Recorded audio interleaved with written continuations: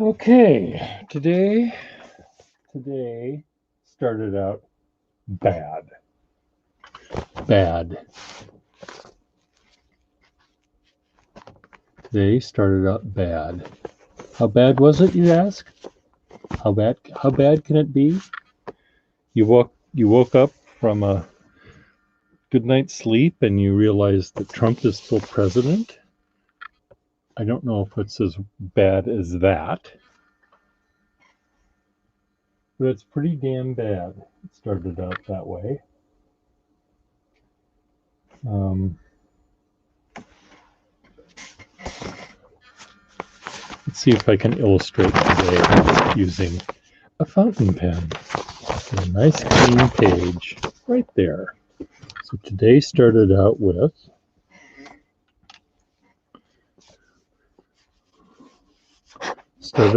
a white screen, which I've learned when I looked it up. The white screen of death. My computer was all white. So I restarted it, and what happened the second time? All white. So then I looked on my phone to find out what to do. And it said to hold down a key and restart, which I did. And it went from all white to all black. But that might be an improvement. And then what else did I do? I restarted again, and it came up with my usual stuff, but it did all sorts of weird flickery shit in between. And then I finally got it to where it belongs. So it's happy. But I'm just waiting for it to do that again. Thank you, Effextinol. I was thinking, am I going to have to ask my friend Effextinol to give me the family discount and tell me how to fix it for free, or for trading pens for this? So it's an old computer. I don't know how old it is, but it's old. And I thought, I do have another almost identical computer, but that one of my stalagmites fell, and the screen has a big gold fucking crack in it, which I taped up. But I'm sure in the years that has happened since then, that all sorts of little dust bunnies and bugs and cat shit and cat litter got inside the computer and it won't work. So anyway, so this is working. So then what happened today? So the screen of the computer is A-OK. Okay. So then I moved a table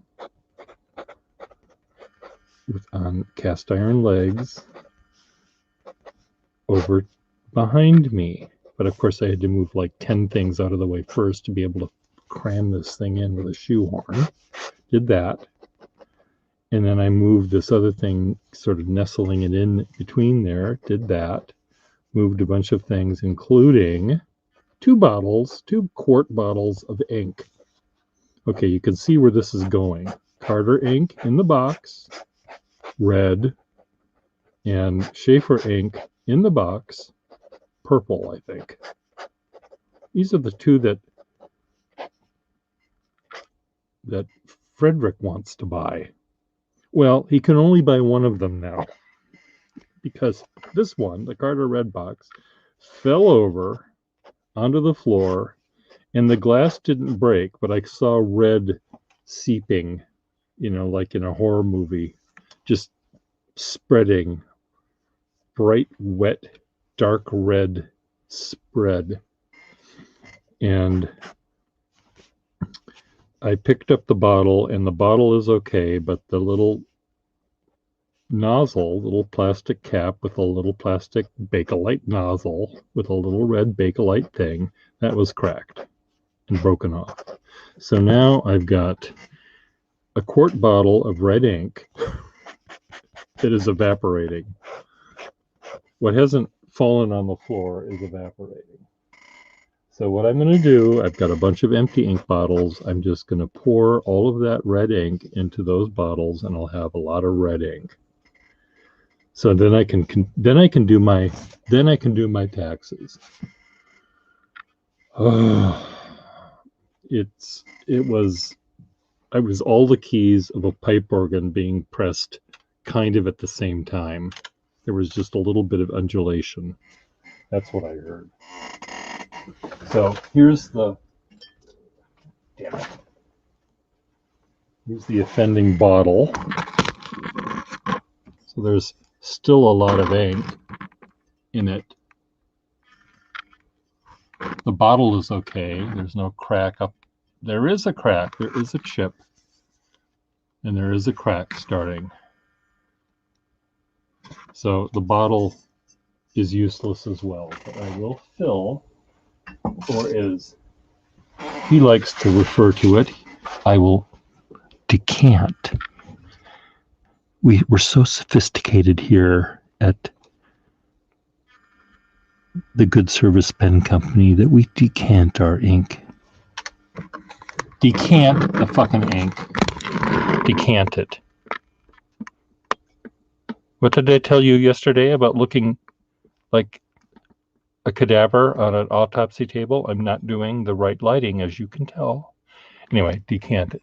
So let me find.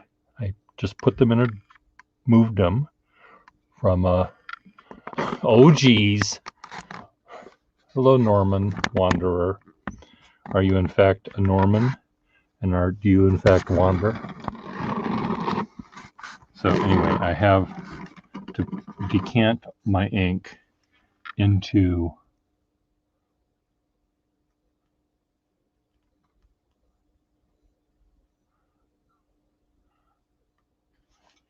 can I decant them into smaller bottles?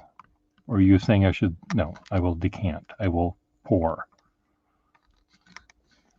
I'm just going to move. I'm going to move the ink into smaller bottles. I've got lots of empty small bottles. They all can break on their own. So let me go find them.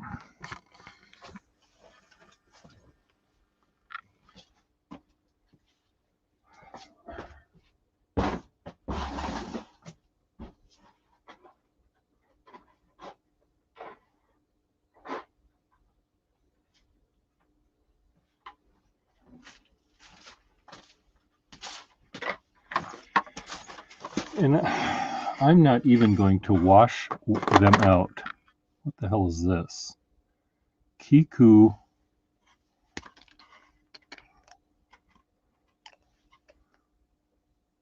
Oh, I remember this ink. I had to find a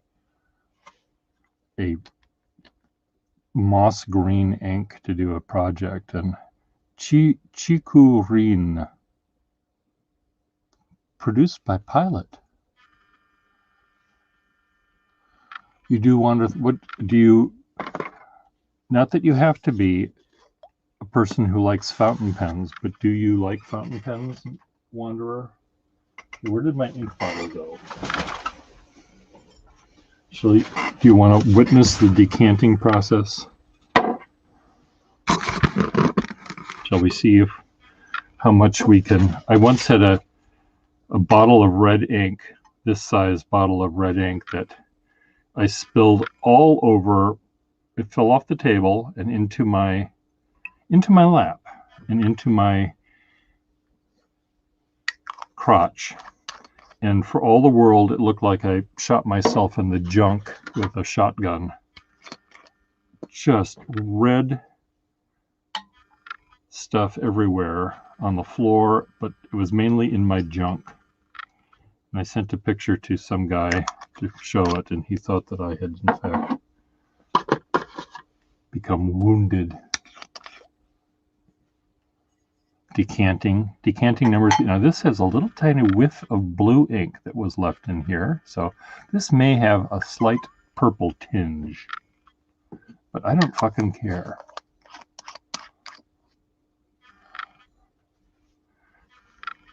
So we're from whence do you hail, Norman? Nomad. I'm sorry, Nomad Waterer. I thought it said Norman.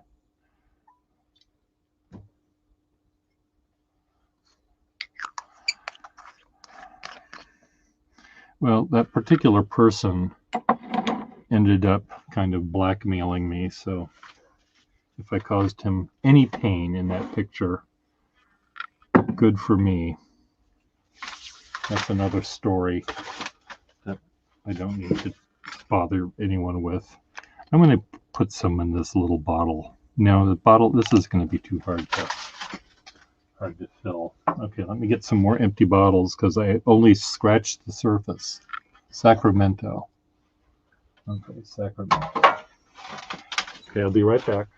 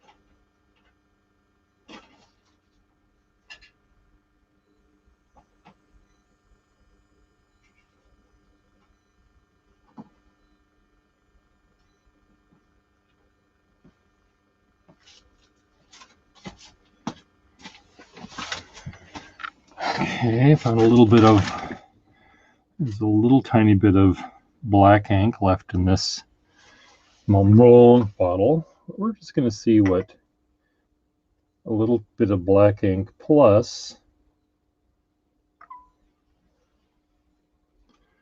Mont Blanc black will do. A little bit of red ink, a lot of red and a little black.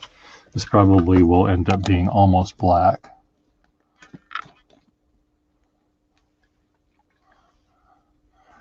So what, Nomad, what is it that you do with your fountain pens? Well, this has turned this ink into sort of a nasty color.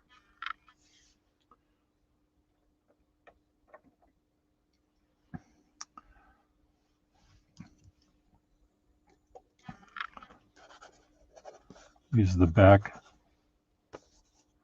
So it's turned this ink gray. This is what a little bit of black and a lot of 50, 60-year-old red ink does together. It's not bad. Things could be worse. Your journal, okay, oh good. Affectinol, Meet Nomad. You both journal with your pens, and I draw and do calligraphy. I barely write a word in English or any other language for that matter that actually means anything. Almost everything I do is calligraphic or drawing. So you and Affectinol, aka Mitch, are journal keepers, and I want to do a stream here where maybe 4 journal keepers can be chatting about what journal keeping is like and how you differ in, or how the pens you use, the different pens you use might I keep thinking that there's going to be a difference in the words you use when you use a different pen, but maybe that's not the case. I certainly know drawings that I do using a really, really fine nibbed pen end up looking very different, not just because the pen is fine, but I tend to draw different kinds of drawings when I have a very fine pen than I do when I have a really broad one or a really flexible one. So I let the pen sort of help me. So if you have a big, wet, fat nib, do you talk in more glowing terms about the big, fat, juicy dinner you ate, describing all of the gastric juices and stuff, saliva building up in your mouth before you take that first bite?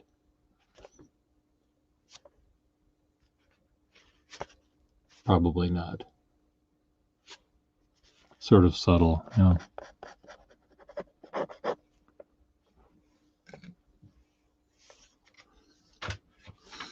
You know, if we do have parallel universes, and here is Affextinol right now,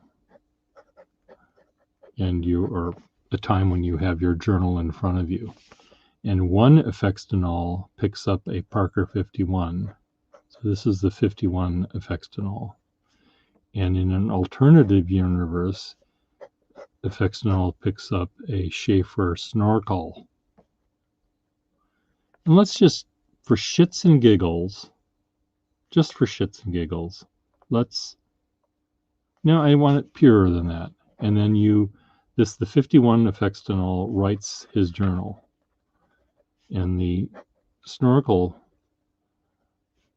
Affextinol writes his journal. At the end of 2 minutes, I wonder, all things being equal other than that, whether not just the length of words, this one might be a finer nib and you might end up writing, maybe 13 lines rather than 14 lines here. But I wonder whether the words would be different.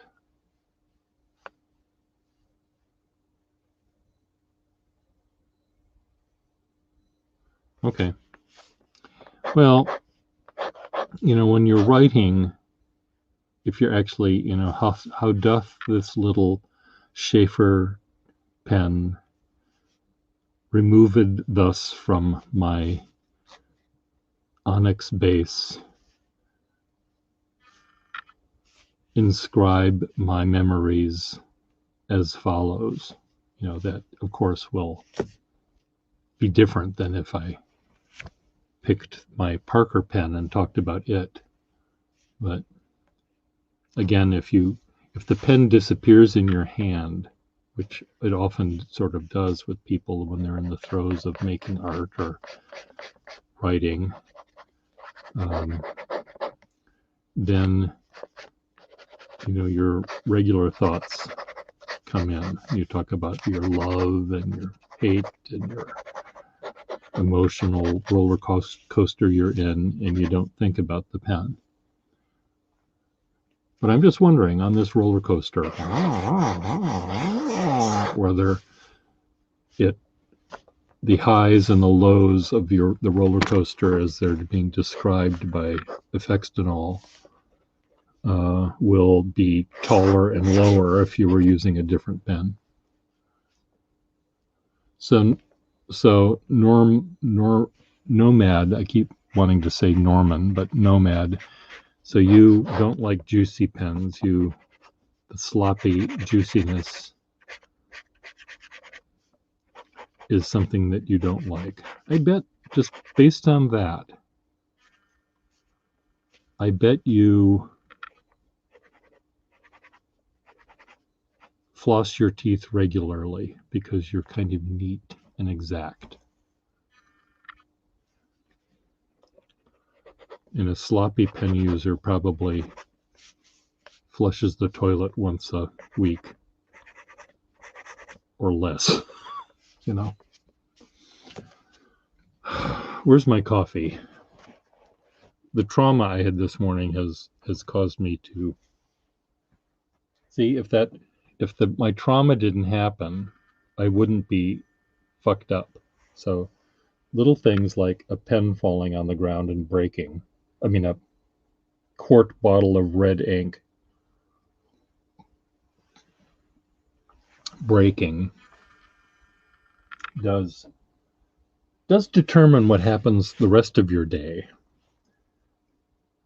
And if I spilled ink on my hands only and not on the floor, and the bottle didn't break, that's less traumatic, or just par for the course in my case.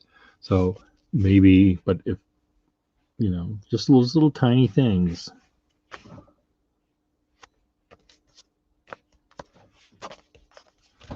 I'm going to do this. I'm going to stand up. I think this is what I'm going to do, you guys. I'm going to leave the ink that's on the floor. It's probably a good cup of ink on the floor to just sit there and evaporate and seep into my brick floor, just as an object lesson, just to remind me of the trauma. Well, you and Effextinol are a match with your cheap paper. I'm joking, Effextinol. I know that the paper that you use, though cheap, is also perfect for your needs. I use this paper is from 1949 at least.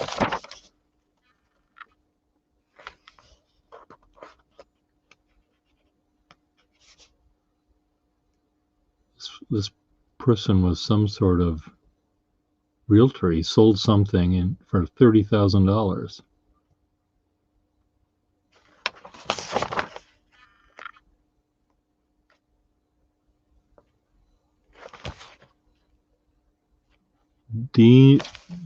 Der Electric Company bulbs, $1.29 for light bulbs. I think this person is a landlord. And I think that's what they were.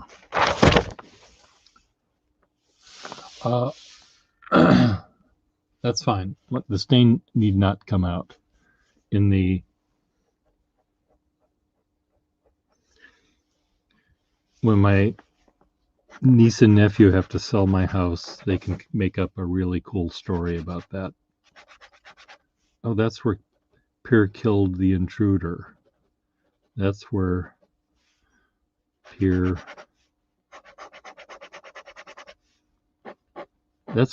gave birth. Now, I don't know, you could come up with all sorts of fun stories. I love old ledger paper. This is pretty good. Not great.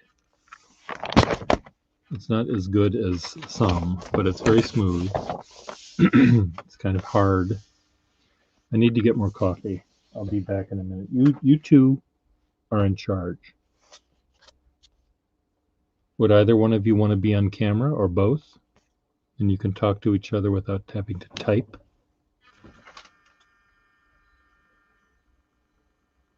It's quite, I used to say in my house, there's no room to swing a dead cat. And there's probably a dead cat somewhere in my house that may or may not have been swung.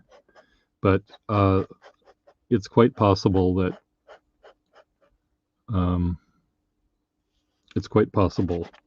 that someone may have been stabbed in my house, and I still haven't found them yet, because there are little corners that I'm not able to get to.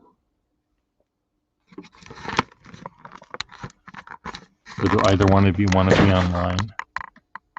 This is that awful lighting. I told you how to be pretty yesterday, Pierre. Were you listening? This is how to be pretty. You have the light come from the side, not from the front. Ugly Peer. Slightly less Ugly Peer. Drama. You need to go back to sleep. It's time to get up. Anyway, I need to get coffee. I'll be right back.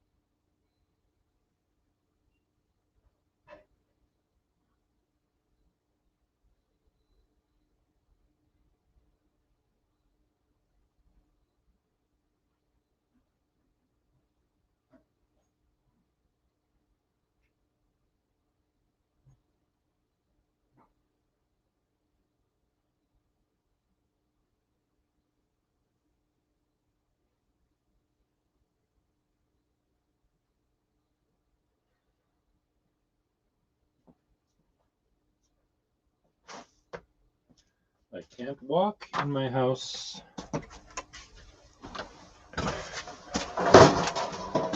So I'm wondering whether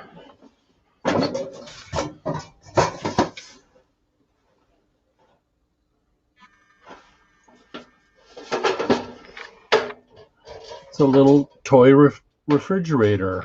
Maybe I can put my ink in here. Maybe that'll be one less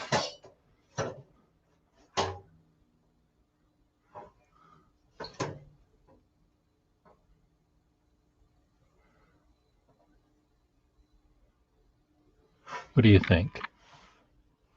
A Wolverine. Let's see, do they fit? Look at that. They're perfect. What do you think, guys? Ink storage. Refrigerate your pens. I'll try to find a spot for that. Anyone in the room? You're still in the room, FX.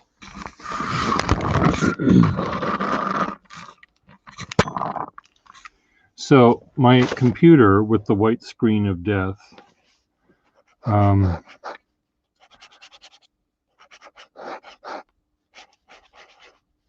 I don't want to buy a new computer because I can't afford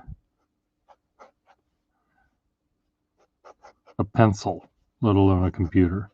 So I'm hoping I don't, this little white screen of death doesn't show up anymore.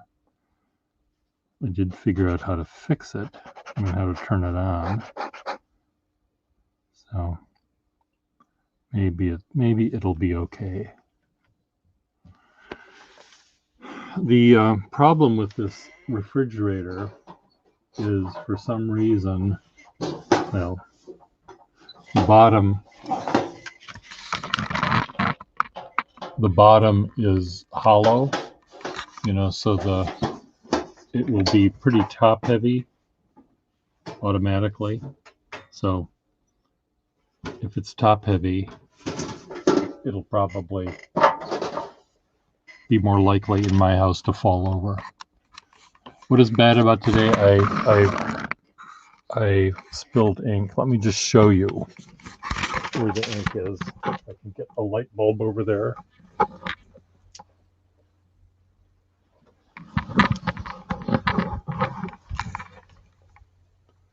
Well, I don't know if you can see.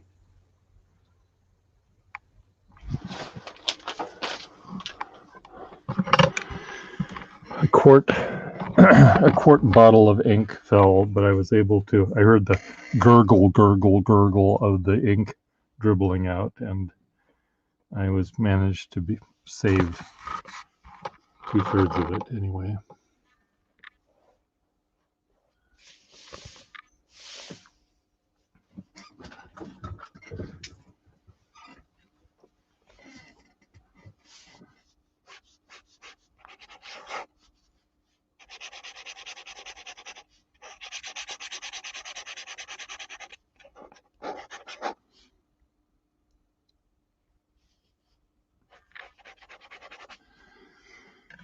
Anyway, generally I'm doing okay, Kesh.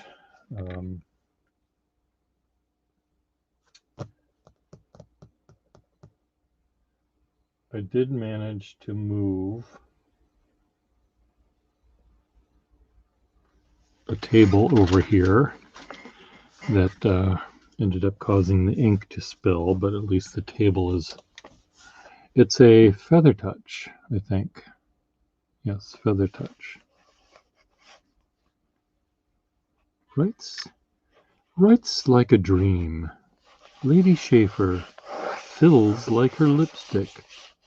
Writes like a dream.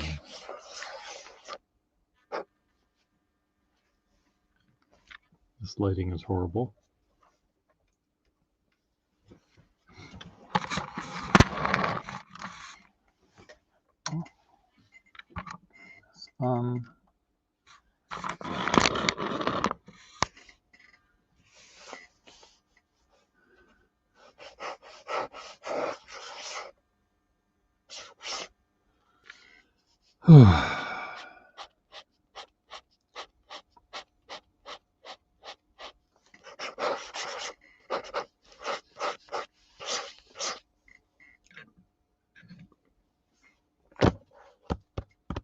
So I have behind me, I have 1, 2, 3, 4, 5, 6 printers, 7 maybe.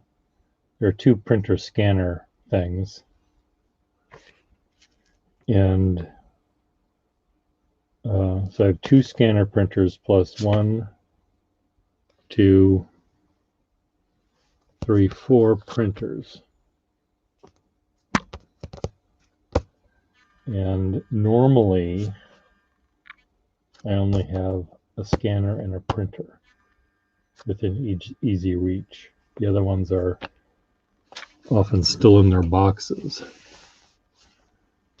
But I'm just trying to think, is there a way I can put the ones I don't use high up?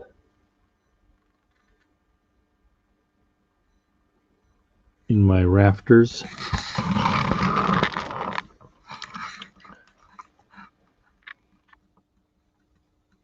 I just end up filling the space with other shit. So I'll just leave them where they are. I just have to say no to bringing new debris into my house. I'm going to fill this Schaefer, which is now filled with black ink of some sort. I'm going to just fill it with this ink that I just decanted.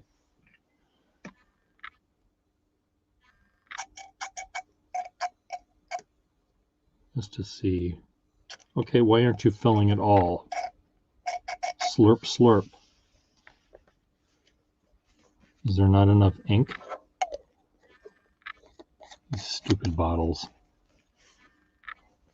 You're cutting off your nails, okay? Oh, it's a desktop computer. I didn't see. I'll read you the stats of it in a minute. Why are you not? It sounds like it isn't filling. Is it filling? It's not filling. Why aren't you filling?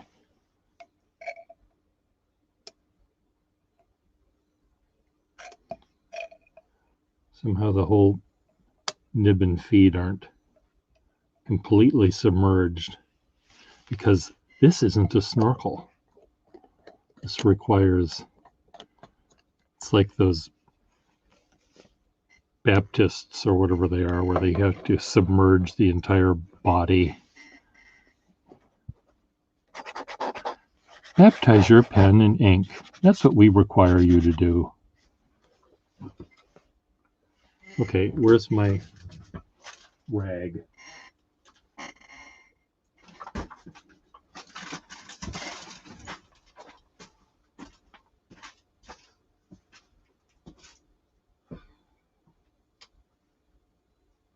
Come on, here.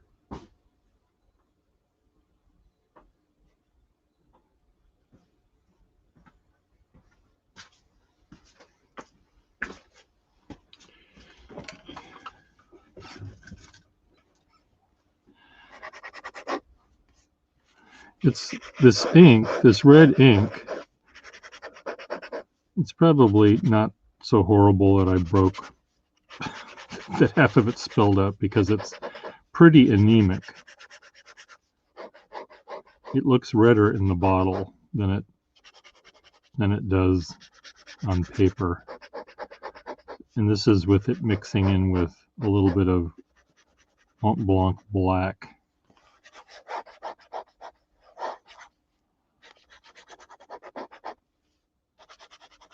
Okay, about this Mac. Let me see what it says. Put that up here. This down.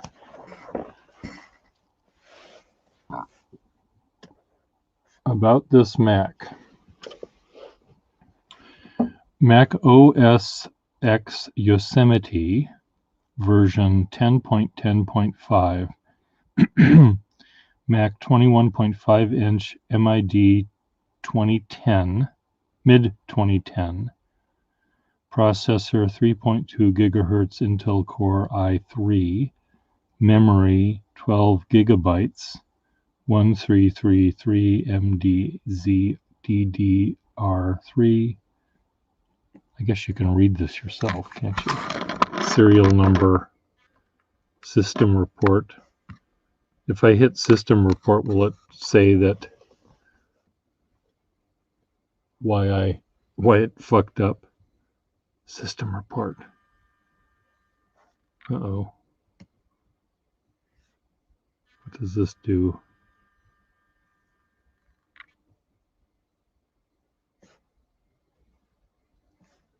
Anyway.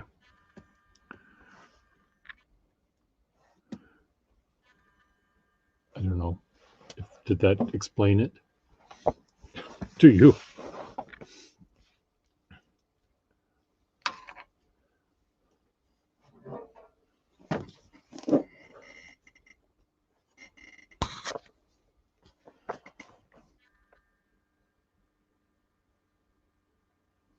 Yes, this computer is hooked up to my Wacom desk thing. Yes.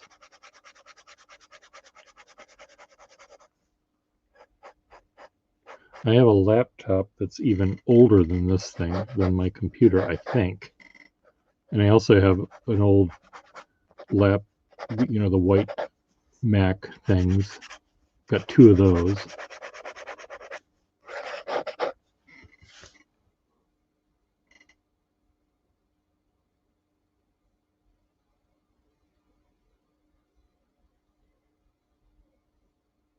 Oh, well, it could very well be clogged.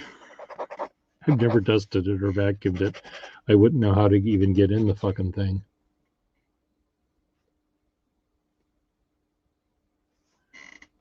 I do have a tower here somewhere.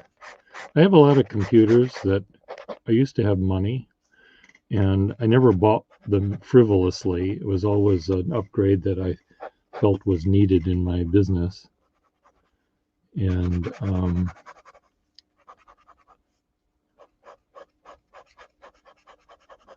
do have another Wacom tablet. I mean, a Cintiq, a small one,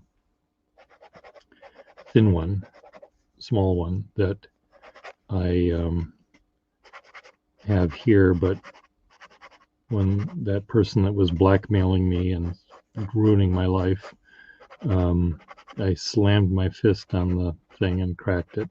So, can you imagine me slamming my fist? Well, I did. So, that one's fucked. I didn't crack it, but I did something to the inside of it, so it's very dull. It still works, but it's the light bulb on the inside isn't as bright as it could be. And then I have another one of these Wacom things, a large one, not as large as this one. I have one in Minneapolis, so that when I'm visiting my brothers or my father when he was alive, I was able to do work there.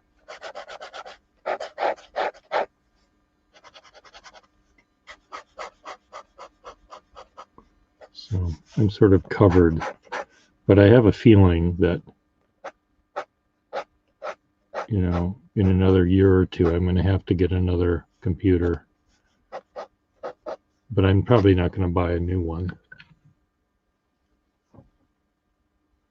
I I am not able to function with Windows. I don't know.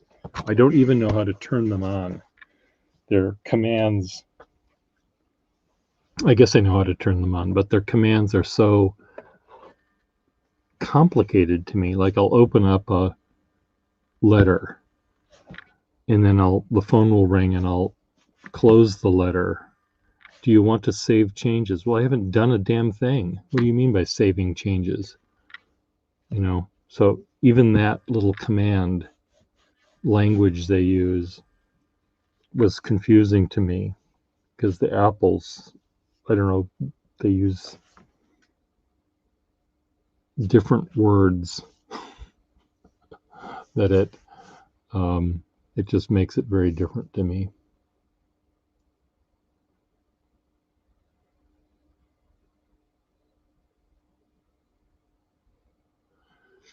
Um, if I were to have, what I wanted to do with I do have a laptop here that works perfectly fine, sort of, and I would use it when I wanted to just sit on my couch and deal with email and update things. And I would also use it when I was walking my neighbor's dog. He lives in a very, very neat, tidy, minimal house with his dog. And I'd walk his dog and I said, Tim, your house is so perfect and clean and tidy. Do you mind if I were to stay there an hour after I walk the dog every day, maybe stay there an hour and get rid of things on my computer? So I would load up folders and shit from this computer onto that computer to go through and just throw away the things I didn't want and then bring them back to this computer and dump duplicates and triplicates of things and various stages of other jobs I've done. And that lasted for about one day before I thought, this is stupid. But having a laptop, for example, that I could hook up a camera to and do this sort of streaming broadcasting might be fun from doing it from a different location where I don't have to move this big computer. But the problem with that, I think, is it'll just give me more areas to multitask in. And what I need to do is have fewer areas of multitasking and more areas of focused work.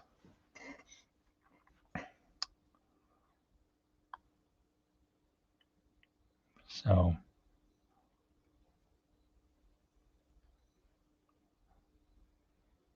and I've already sort of screwed up. You know, I moved my pens, all of my pens, I moved to a little corner. And now because of this streaming I do with this computer to pen people, and I've moved all the pens that I'm trying to sell over here, which is making my pen sales area or pen testing out area invading my work area.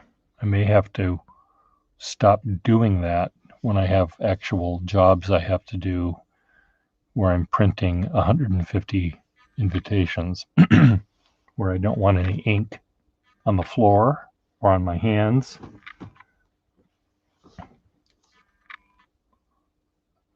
The problem is, as I'm sure you know, I like pens too much and I'm always fidgeting with them. So if there's 2 pens on a desk, in short order there are like 10 pens because I want to bring another one out that's just like it and I play with it. And then, well, you know, I almost was thinking if this computer broke, the one that I'm using right now, if it was broken, I'd say Schiavello, I wonder whether you'd be willing to sponsor a new computer for me. Because I'm sure he could afford it, and I'm sure a new computer would be fast and fun and could do lots of stuff, but it may not work with my old Photoshop. That's the other problem with this. I'm sort of stuck using Photoshop and Illustrator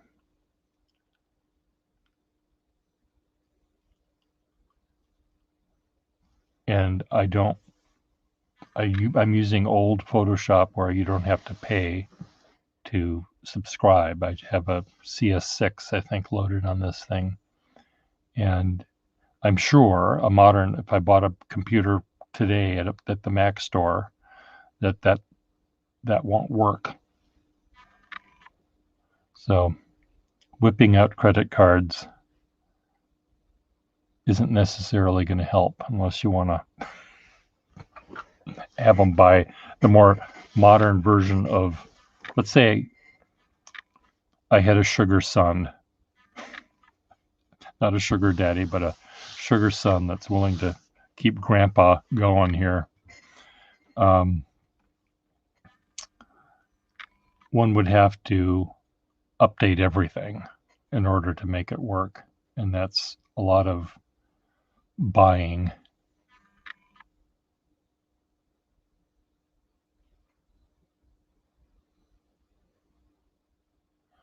I'm using CS6, I think, on here, and it was don't tell anyone, but it was a bootleg version that a friend of mine helped me download.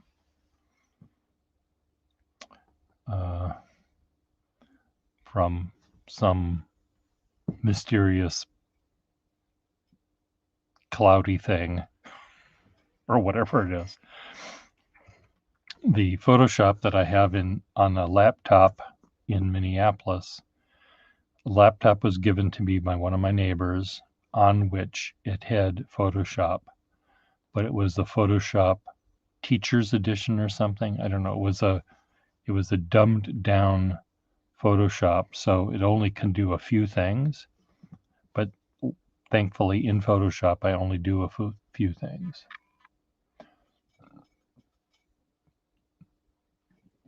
I want to see if he wants to join us. He said he would. He hasn't been following my streams though. My page. Let's just see if I can see if he wants to join us. He's not up yet, I don't think. Wake up. Put some pants on.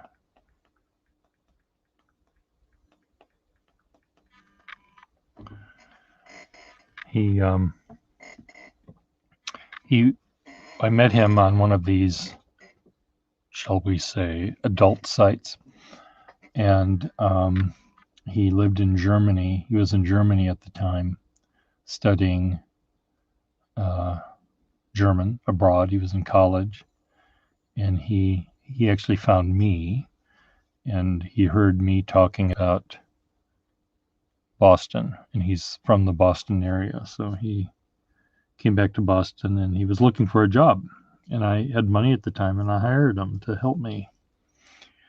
This is when I was doing actual work, which there was a lot of calligraphy I was doing, so he was proofreading my calligraphy, and he was teaching me how to use some of the buttons in Photoshop that I had never used, because he understood it all. And there's one thing that he taught me in Photoshop that is really invaluable, which saved a lot of time. And he also would, he organized my books alphabetically, and he renamed a bunch of my files, which were not helpful. I discovered my brain didn't remember clients' names so much as what sort of drawing I did as part of the invitation. So my invitations were in folders called Panorama or Building, because that's what they were of. Whereas Travis looked at the invitation and read it and labeled it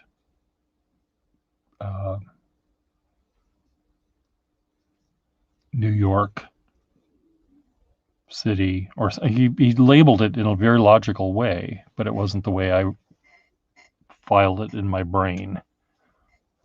So anyway, he's the one that found that thing. And he's also a person that helped me out during the sort of crisis in my life with figuring out how to eject this malevolent spirit that was causing me trauma.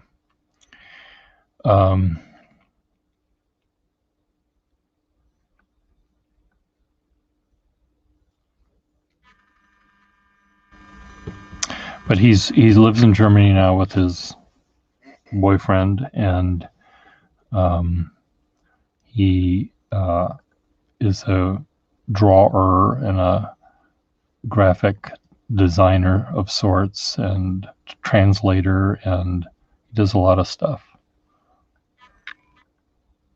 that he does in Germany. So I thought of him when the German guy Julian was in my room yesterday. Where did my coffee go? Okay, look at this gray, cadaverous look. I'm going to turn it back down. see my face. Get my paper going again.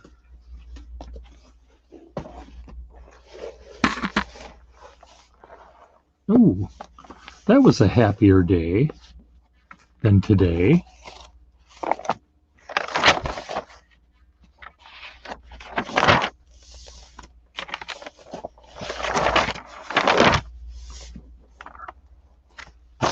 This page looks ready to be traumatized. So this red ink is perfectly fine for some, I mean, it flows well. The red, which is turned kind of gray, it's okay for this kind of work.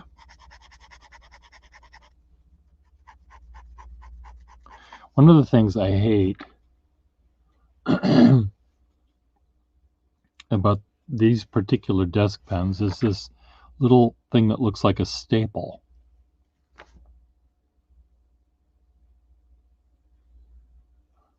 It's a little piece of flat metal that's stuck into this thing. Now I think that's maybe people were pulling these things out of the socket or unscrewing it, and the section stayed in. So you just pulled out the barrel, and they thought, well, we have to make that not happen. But also there were later on in these, I don't know whether this one has it, there were little metal inserts that had little teeth on them. Not teeth, but little incised lines that this thing would fit on. So you really couldn't turn it around. But it seems dumb. It looks like it has a splint, you know, a metal splint. Is that what they're called when you break your leg? You have a rod put in.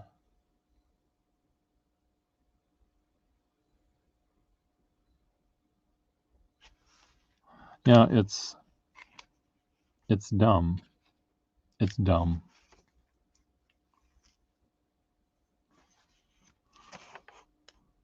I'm just looking at this desk base with the rounded edges and the pointy edges. It's sort of like a lozenge shape. And I'm trying to imagine what the rest of the house looked like of the person that bought this one. Of all the ones that they could have bought, they bought this. Something tells me that they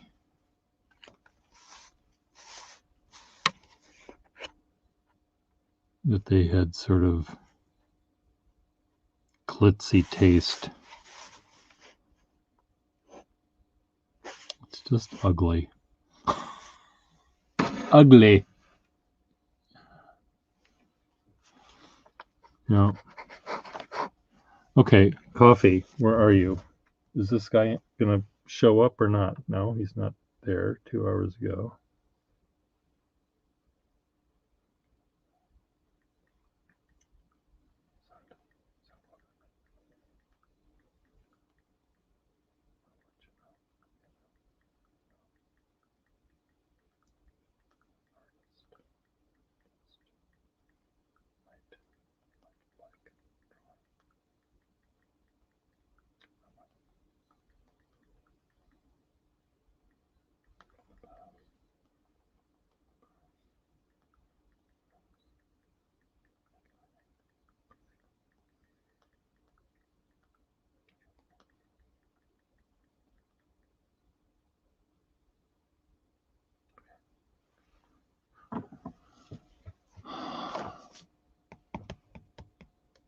Mexican onyx.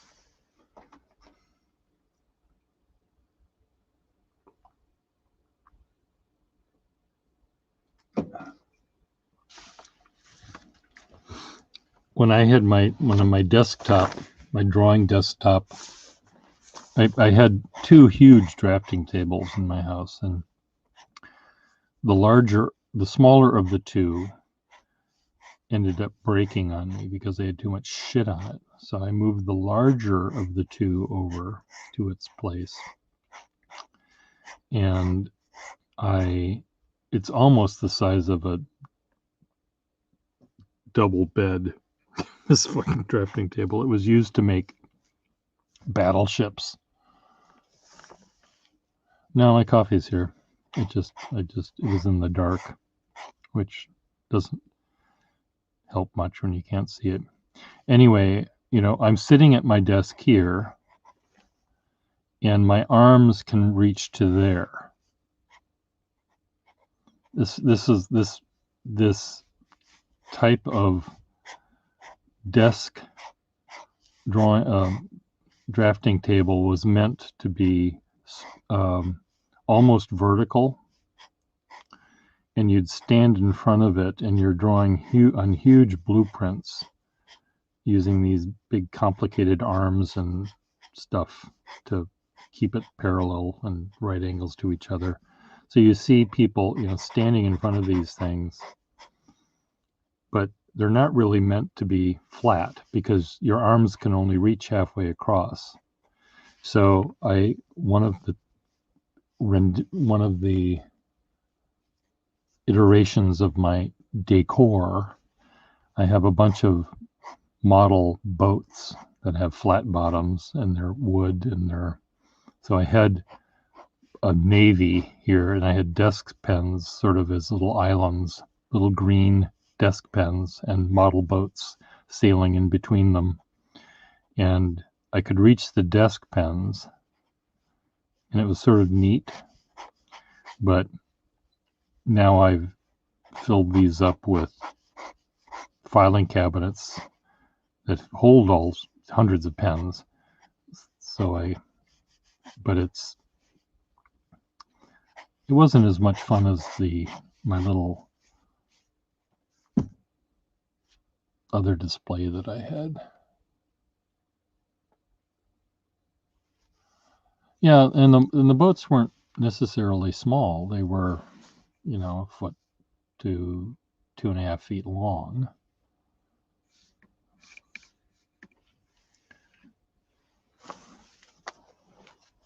See if I can find a picture of this. There was a drafting table.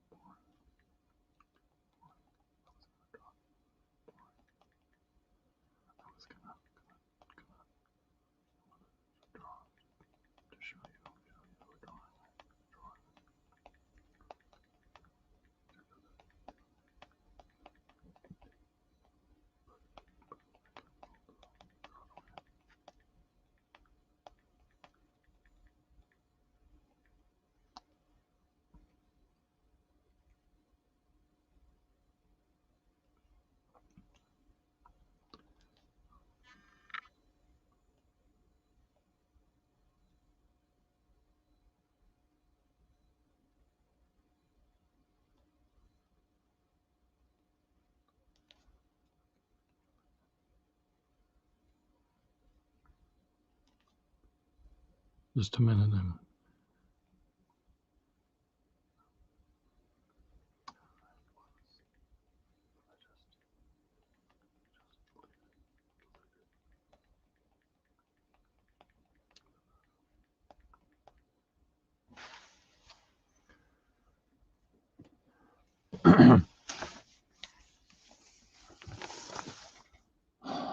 Your pen pile, your pen pile.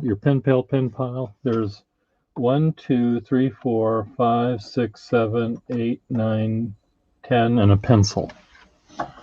And some of them you haven't even seen. So we're just going to go through them right now. Shit! Okay. One of my decanted bottles just fell on the floor. It didn't break though.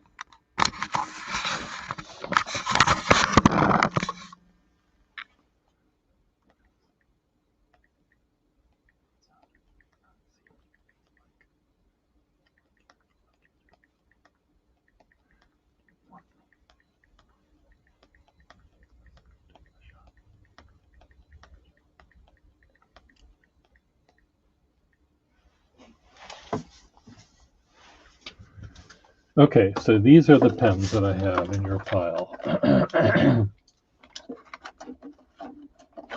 Okay, I have to move my ukulele because it'll fall down.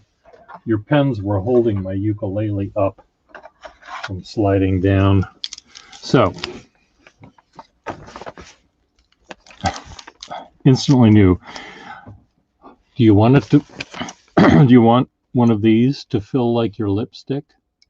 This is a pen and ballpoint pen set.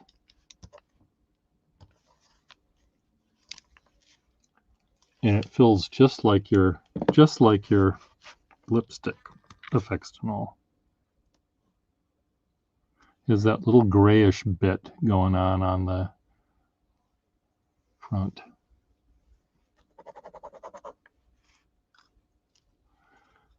Anyway, it's more of a novelty. I'm happy to keep that because now I have. Did you see the display frame I made for the lady script certs on my Instagram with the fur and the leather and the lace?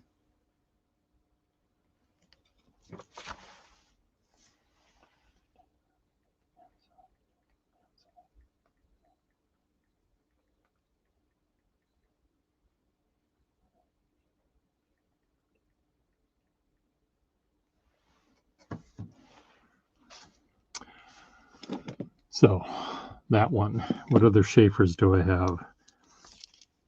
I have this one.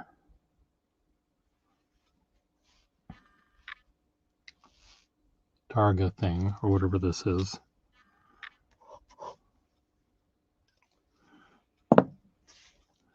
I have this Parker, this modern Parker. Now this has a really moppy nib.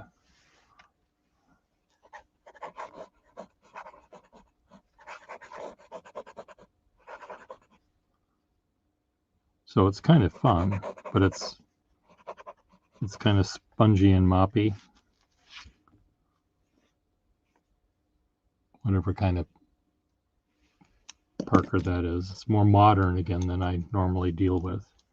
I have this Schaeffer with the gold nib this time. And this has it says medium on the barrel.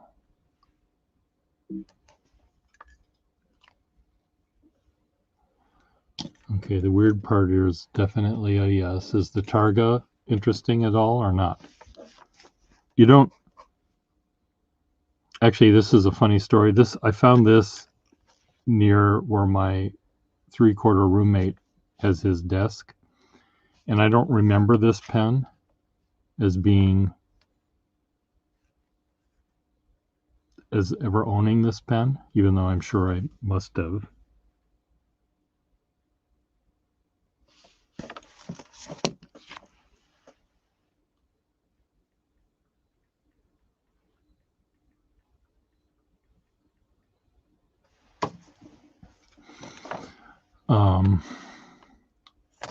Oh, where did it go? The Targa. Anyway, so here. Anyway, I said, did you have this silver pen there? And he said, no. And then he told me, he said, 25 years ago, when I first met him, he brought to me a pen that his family had in this cookie jar with pens and papers and pens and pencils and uh, flashlight batteries and just this big jar of stuff in the kitchen. And there was this pen, and he brought it to me to show me. And evidently I took it from him. I guess I must have thought it was a gift, though I don't remember this at all. And he said, well, you took it from me and I didn't give it to you, and it doesn't bother me that you took it, but you took it. So I must have misunderstood him. But it was a Parker 75 sterling silver. So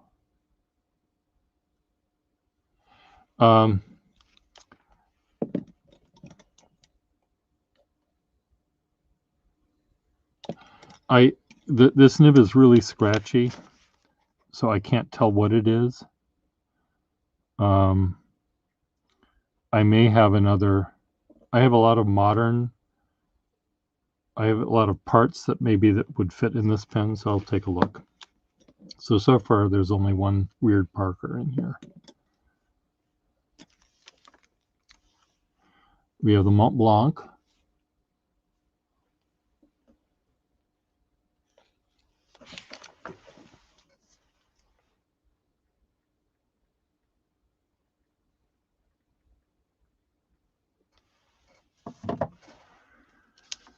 Weird Mont Blanc. And then I've got, you said you wanted one of these Schaefer Waterman.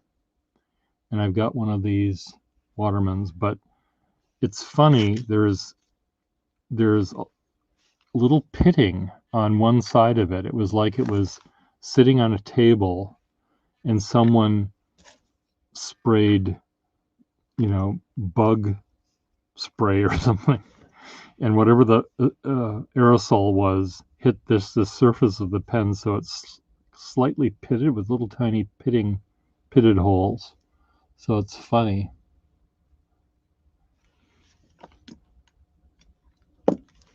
I have a Craig without a price tag, and I have a Craig with a price tag. They have a more modern Schaefer nib of some sort in them. Deal with that later. I have this Schaefer with the little Triumph nib. I have the the snorkel with the medium label on it, with a cap like that. It is a lifetime cap. It probably shouldn't, should it? I probably have a black cap for this somewhere. I'll look. And then I've got this one with the big fat sized Schaefer Triumph with the lever. So what I'll do is I'll just put all of these in a thing, take a picture of them, and tell you what the prices are, and you can say whether any are interesting. And it's something that, if you say you want them but can't afford them yet, I can still put them in an envelope with your name on them. And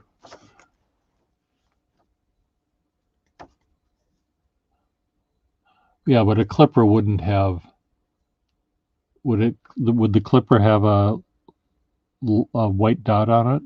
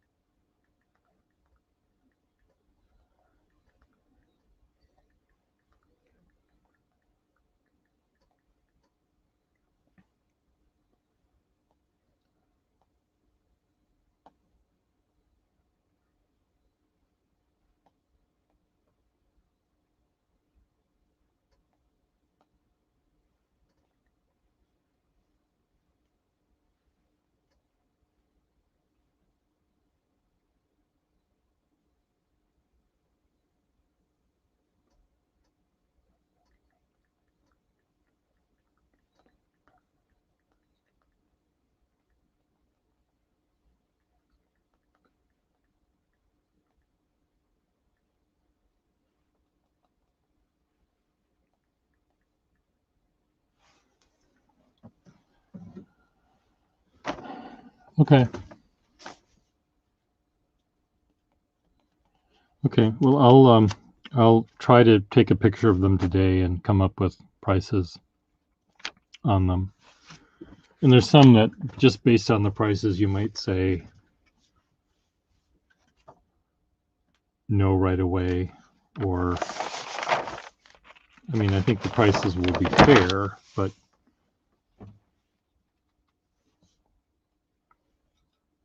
I don't think I will overprice any of them.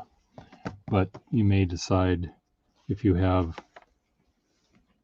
decide you only want to spend, let's say, $200 this time on another lot, then you might say, I want these 4 pens or these 3 pens or those 6 pens or whatever.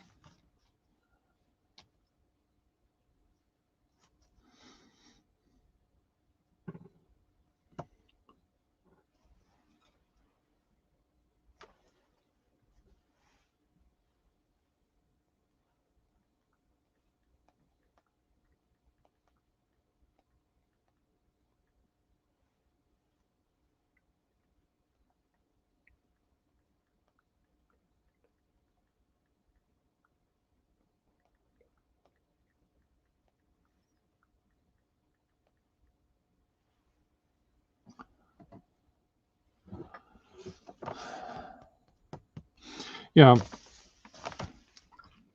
of course, the difference between, I mean, I may sell sometimes at eBay prices, more or less.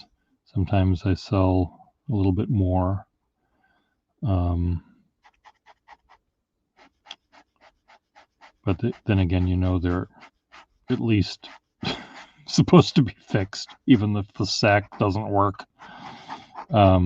But you get a chance to see in action the pen and things like that. So the nib, that's the one thing you don't get. I mean, there are sometimes people will take a picture of a nib and the line it makes, but that's not as informative maybe as seeing me draw with it for 5 hours. No, the Craig and the weird part, Craig, might with a with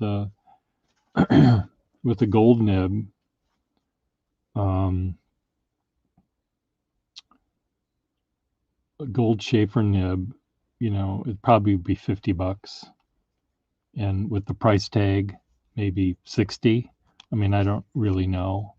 Again, it depends on the nib. Any gold nib in a pen, in my brain, can't be less than 40.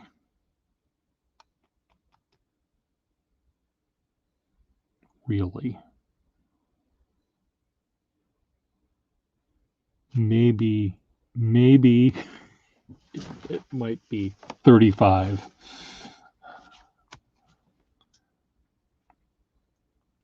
At the lowest with a gold nib.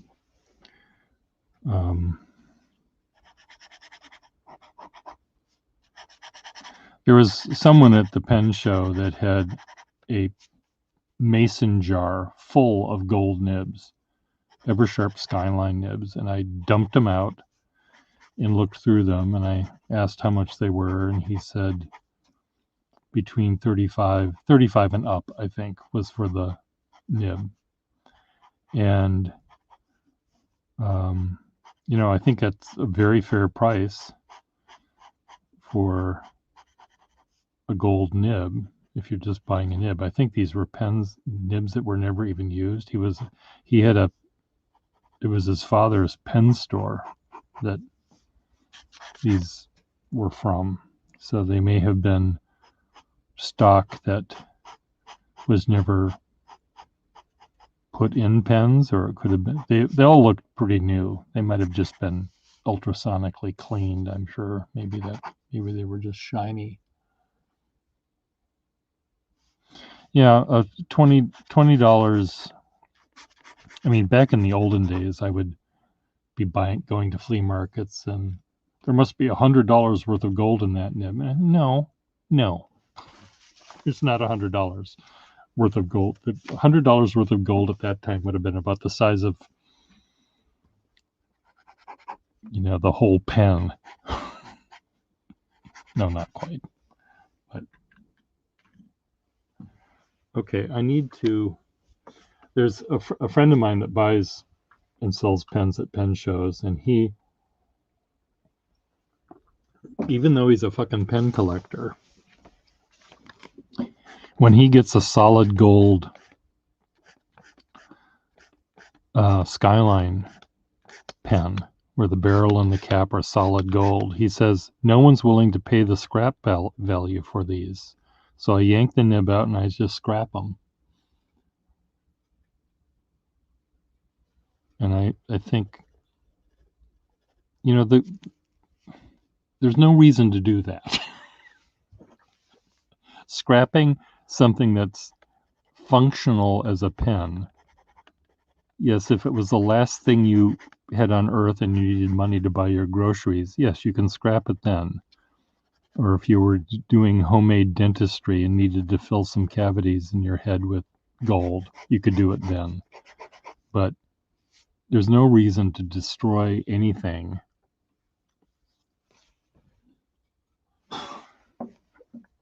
No, he does. He has done that.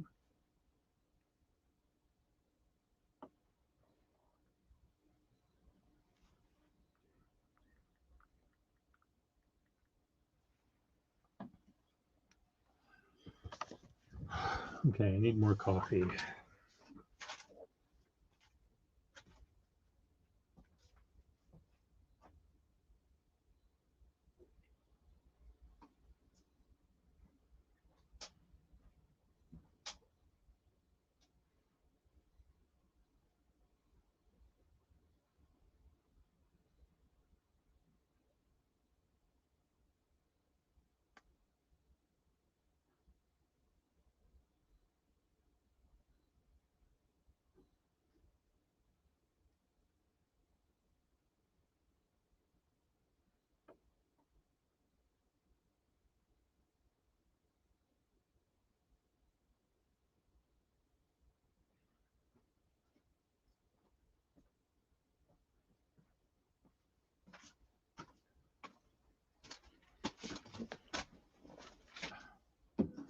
I have returned.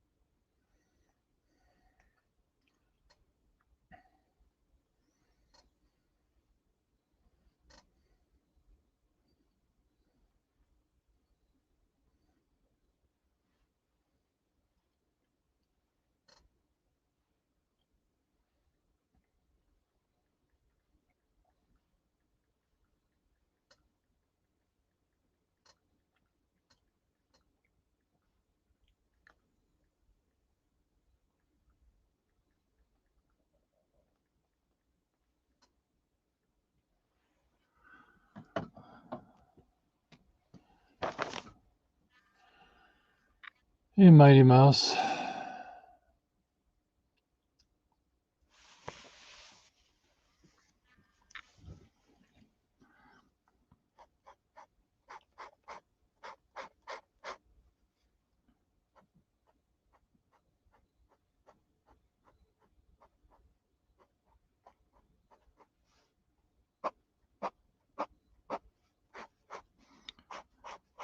when the Hunt brothers were causing the price of silver to go way, way, way up, people would line up outside the pawn shops in Boston with their candelabrum and their silver service, and to get the money so they could cash in on this thing. And the thing with the candelabra is people, they would weigh it at home and they'd say, oh my God, this is worth $500. And they would hand the candelabra to the the pawn shop, and the pawn shop guy would take a sledgehammer to it and smash it so that all of the sand that's inside of them could be poured out to see how much the thing weighed. And because those candelabra are not solid silver all the way through. So people went home with their $3 worth of silver, and their great-grandmother's candelabra is sitting in a lump. So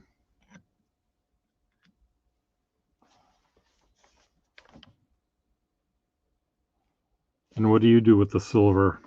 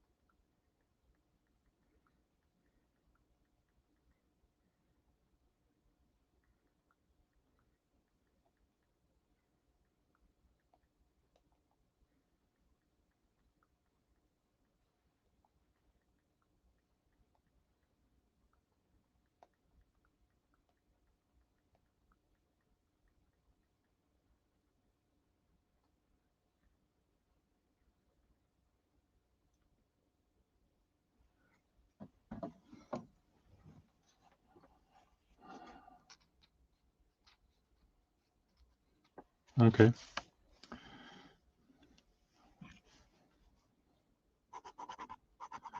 Why didn't you just I realize that an entire candelabra takes up a lot of room in a safe, but you could just leave the candelabra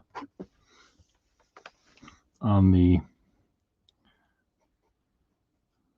mantelpiece. I once lived in an area in Boston that had a channel from the harbor that went in, a couple of bridges going over this channel that sort of went nowhere, but the channel needed a bridge over it. And I was walking across to have breakfast from my studio, which was by this channel. I need an entire new page for this story. It's a good story. It's a good story. So my house is here, the channel is here, the post office is here, but Boston is here. There's a bridge here and a bridge here and another bridge there. I don't know how long the bridge is, maybe a half a block long. It wasn't very long.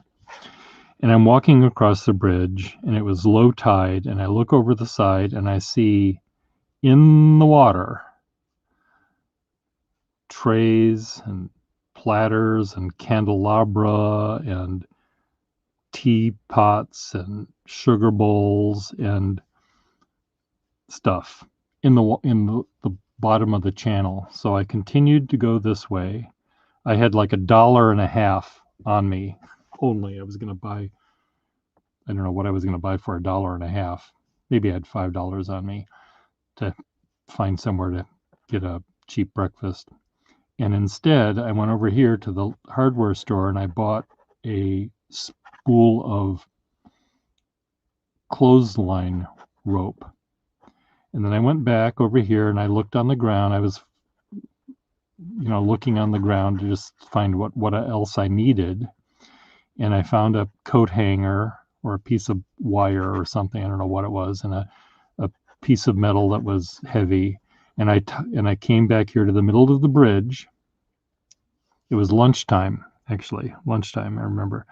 I came back in the middle of the bridge with my string and my hook. I made a hook out of the coat hanger and a weight out of the weight and a string, and I threw the and I made the hook be kind of maybe a 2-hook. I don't remember exactly how I did the first hook, but I would pull it back, and if I sort of had to move my body back and forth on the bridge to get the thing to aim toward a thing I wanted, and it would get caught on the handle of this big serving tray, silver serving tray. So I'd pick it up, lifted it up, put it next to me on the bridge. So here I am, here's my tray. And the second time I threw my hook in, I caught something. And so I was very glad, because there were people watching me, and they were looking down, oh my God, all this silver. And they would make jokes like, it's from the Boston Tea Party and blah, blah, blah. And so I'd throw another one in and caught another teapot and another thing and another thing. And I got about 10 things. And I dragged them all home. And then, the tide was coming in, so the water was getting deeper. The water maybe at low tide, maybe this was 8 feet deep or 6 feet deep, and I could see what I was looking at. And as it got deeper, I couldn't see. So the next day, it was rainy out, sort of rainy, cold day. And I went out, and I had a big cape to keep warm. And I practiced. I made a new hook when I was home. Practiced. I made a trefoil hook, so no matter which way it landed, there'd always be a hook on the ground. And so I threw the thing in the next day at lunch. And again, people are going back and forth on the bridge because it was lunchtime and they were on their way to lunch, and they'd forget about the lunch. They'd just watch me. And they'd come up to me and they'd make jokes, and oh my God, they got another, and they'd clap. And so there were 2 times that were fun. One, I caught a coffee pot or a tea pot on my hook, and I'm pulling it toward me, and I see that there's another thing with a handle, and I got 2 for 1. I got the spout of the teapot to catch on the handle of the sugar bowl or the creamer or whatever it was. And so I got 2 for 1, and I lifted that, people clapped. And then I got another one, and it was a little tiny, I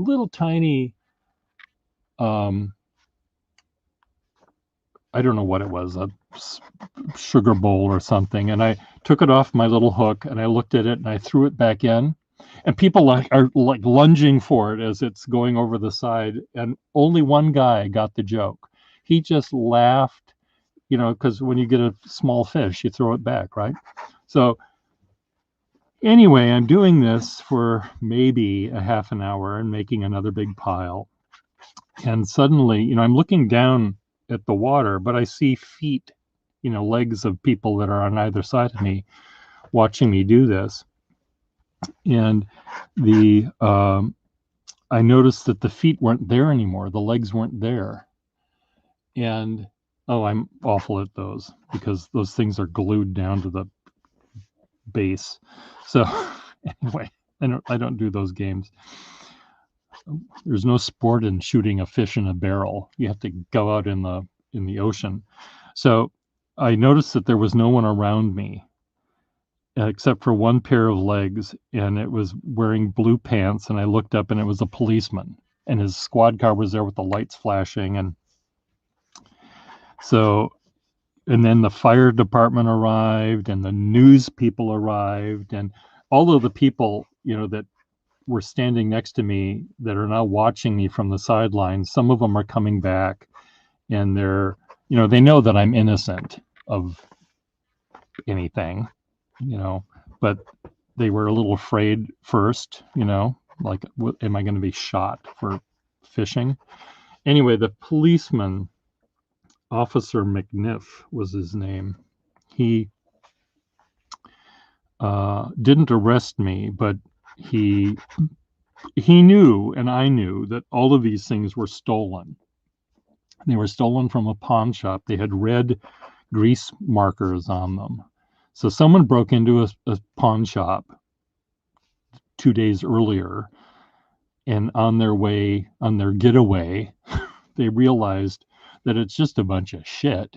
So they threw it over the side to get rid of the evidence, I guess. And I am fishing it. So anyway, the police, I think, finally, they said, we're going to send you back home because you were here yesterday. And, they confiscated all of the stuff I got. And they said, well, we're going to send you back to your studio. And we're going to take the rest of the stuff. And I said, that's fine. That's fine. I don't care. I was a little worried because I was living illegally in this loft that many people lived illegally, many artists lived illegally, but it was illegal. But the landlady knew.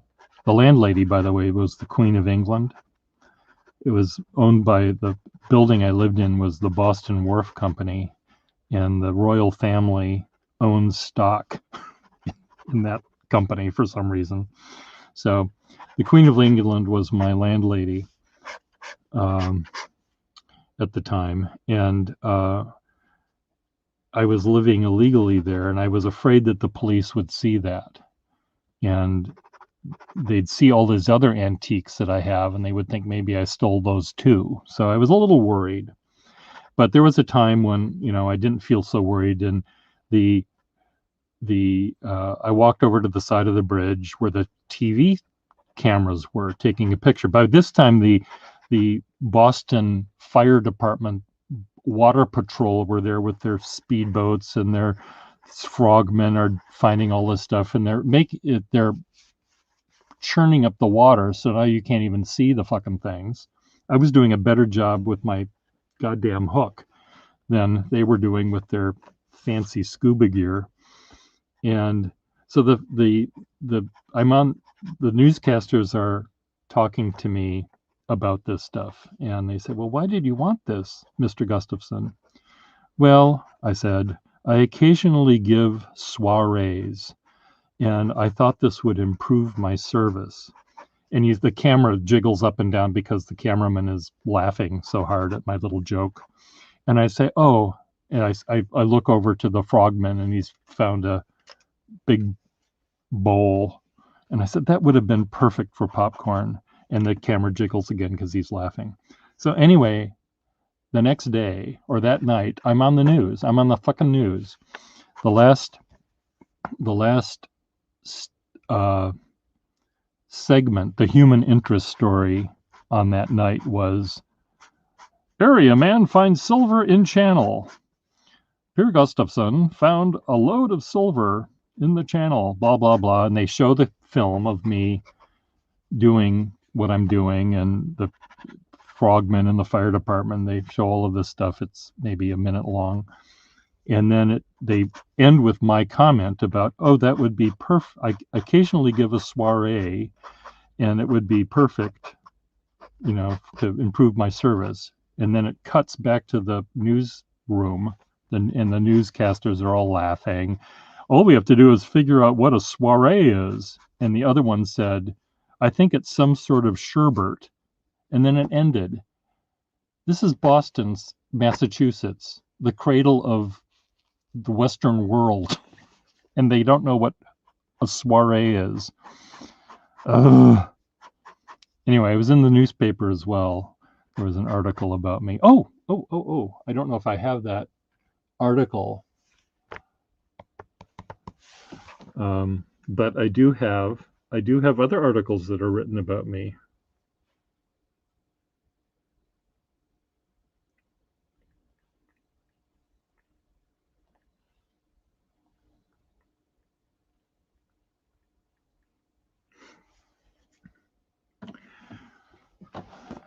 So let me show you some articles about Per Gustafsson.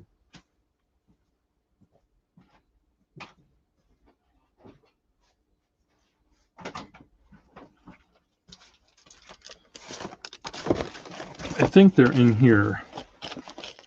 First of all, I have to show you this is a letter that a friend sent me. Hello, me friend. Good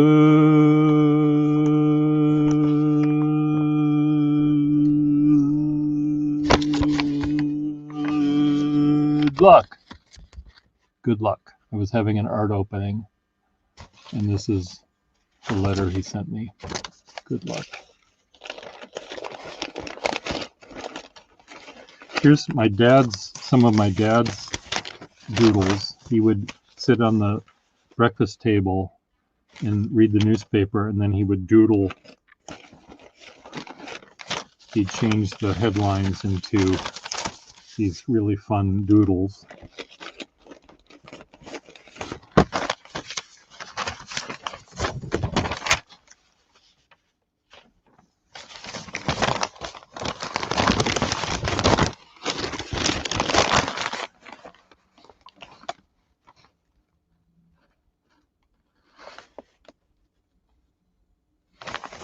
Hey.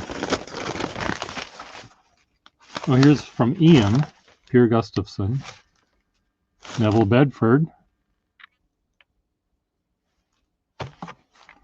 Ian. This is my fan mail. Another one of my dad's newspaper things. Yeah, my father's is and was what was. He's no longer alive, but he's quite.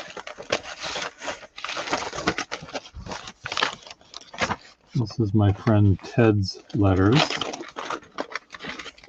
And Ted, there's another letter from the. Okay, come on. Another doodle. Dime. I found a dime. Okay, are my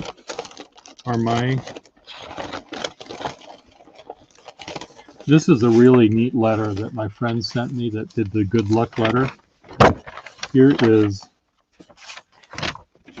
the letter is one word per line. Hello, me friend. I'm sorry that I didn't make it to Irene's party. And then anyway, that's one side, and then you turn it over, and each of these little squares is a story, and then this is a story. So that's Nicola Pang did that. I guess I don't have my. Here's the guy that sent me that other letter. This is how he addresses his envelopes to me.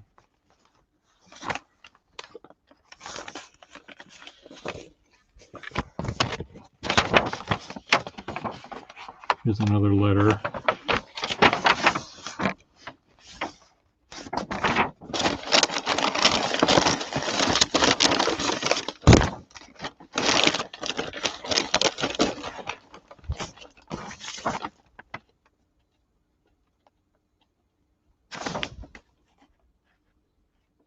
Richard. I don't know who that is. Here's another letter. It's like on thinner than toilet paper. It's just floats down. Oh, here, look at this. I found one. Find writing instruments, stage a strong comeback. And here's my hands. And this is a picture that I look like a lesbian. People were saying, Pierre, you look like a lesbian.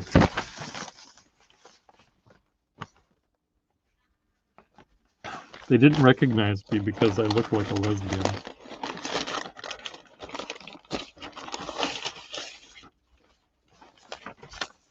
That's my dad. It's like thinner than onion skin. Oh, here's Ian again. Pierre, son of Gustav, Sultan of Serifs, Paragon of Pens, Rector of Writing, Emperor of Ephemera.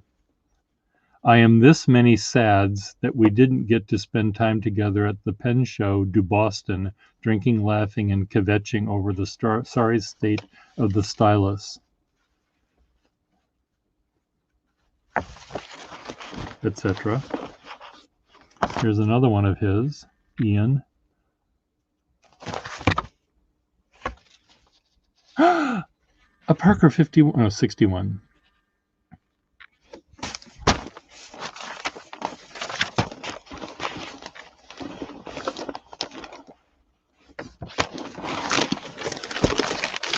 Here's another one. Show organizer drawn to selling pens. God, this is my studio, and that's me. And you can't even see that wall anymore.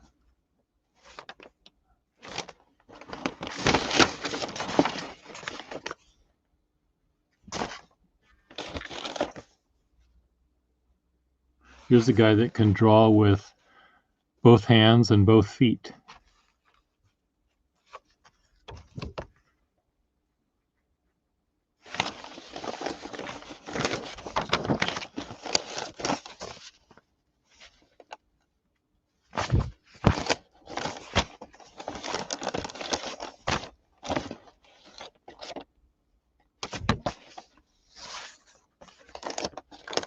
Another Ian, Pierre, son of Gustav.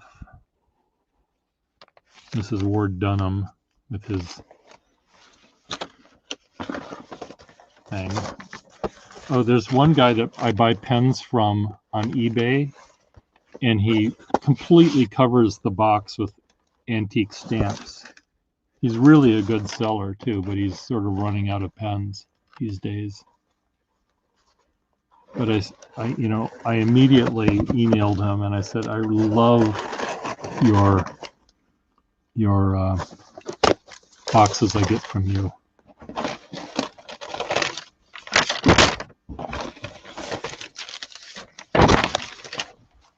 Hello, me friend. At this very moment, I am encircled by forest, and it's not a dream.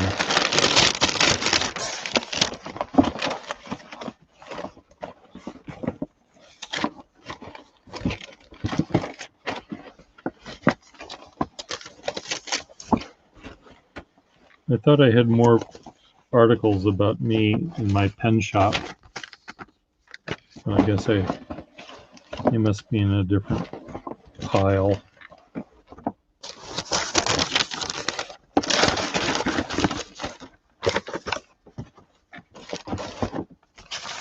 Now you got that left-handed kind of brain, do you?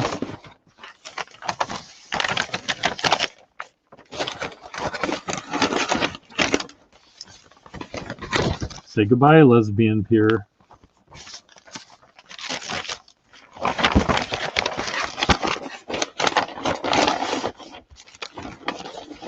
This goes in the Nicola Pang folder.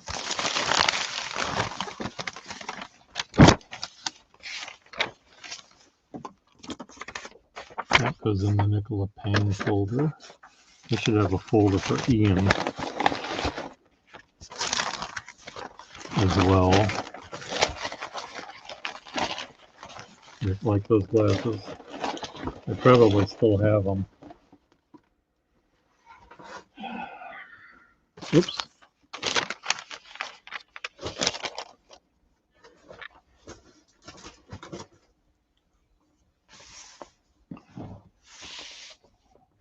I'm back.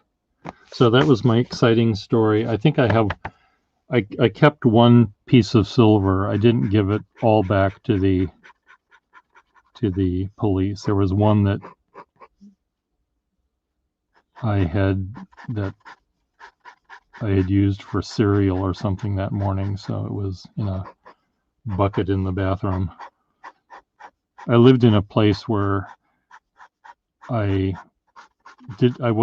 house didn't have plumbing, and the people on my floor in this warehouse, we built like the cheapest plumbing that we could possibly get to make a shower. And I think that was in the bathroom there when the police showed up to take my loot. Anyway, it was all completely shitty. They said I could have it back if no one claimed it. And I'm sure no one claimed it, but it was the story that was more interesting than the silver. And I imagine I could find online somehow the actual article about me finding the silver. It was 35 years ago, though. I'm sure the TV show is unavailable. Yeah, the story was fun. It was really cute. It was really, really cute. And had I not caught that fish on the second throw, I might have just given up. But because it worked and because it was during lunch hour, when there were a lot of people around, if it happened at 10 in the morning, I wouldn't have had an audience, and it wouldn't have been fun. And I might have gotten away with it because, I mean, it was the 100 people watching me do this, maybe 50 people watching me do this that made someone look out of their office window at me and call the police.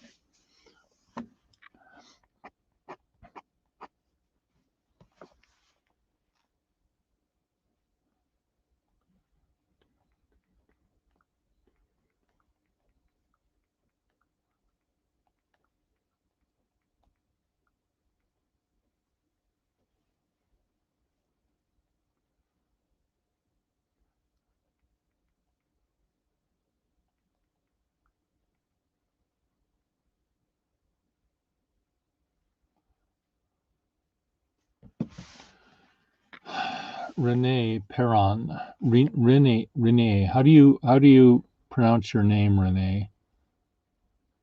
Am I pronouncing it right, Renee?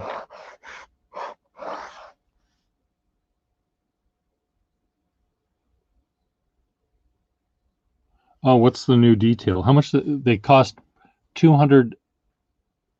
They cost $225, I bet.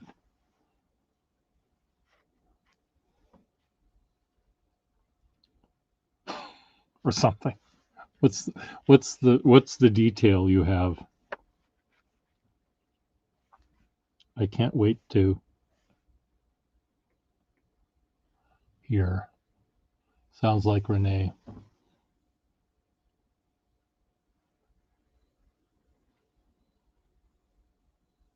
Okay.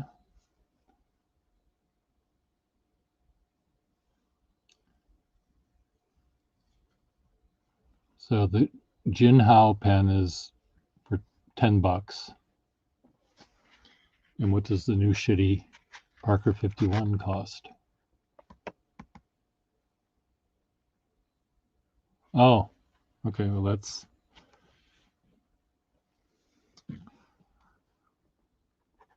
So they make a shittier pen that they. You know what the new one costs? $100.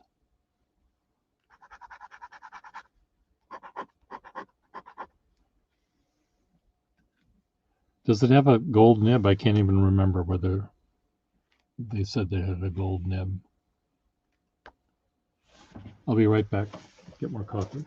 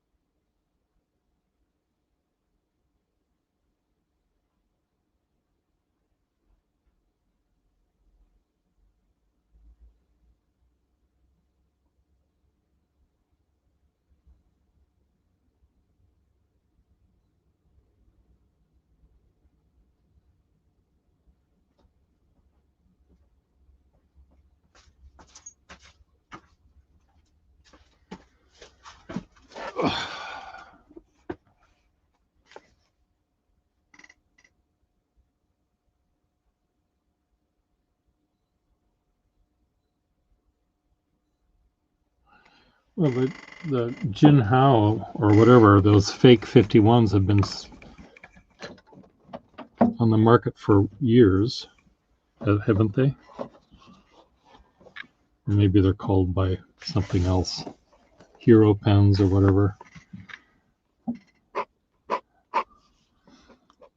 I mean, if you, the 51 is probably an easy pen to make fakes of now that you don't have to worry about patent infringement and stuff, and you can make it look on the outside like a 51.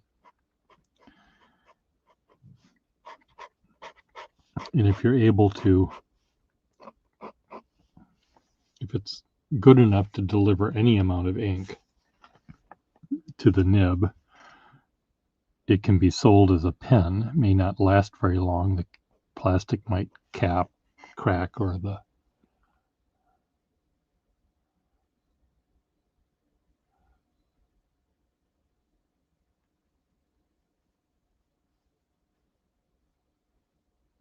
So is Renee still in the room?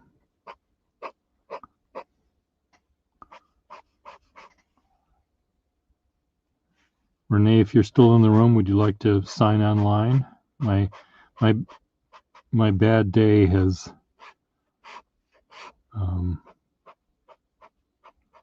I won't bite. My bad day is not as bad as it was.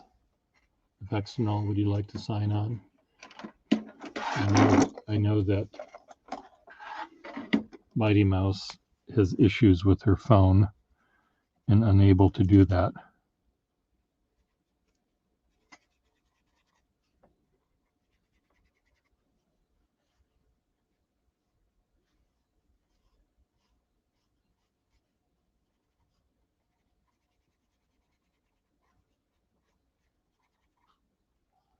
Out at 3 a.m. Where are you from? Are you in the West Coast? I guess you must be. California or that time zone?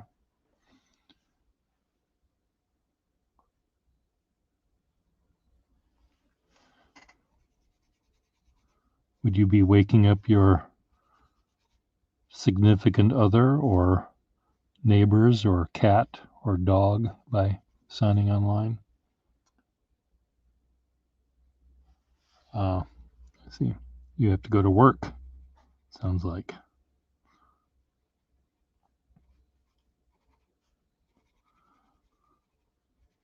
So what pens do you like, Renee? Now that you're up and you don't have to be at work for a couple of hours, you can talk to us. Tell us what do you like?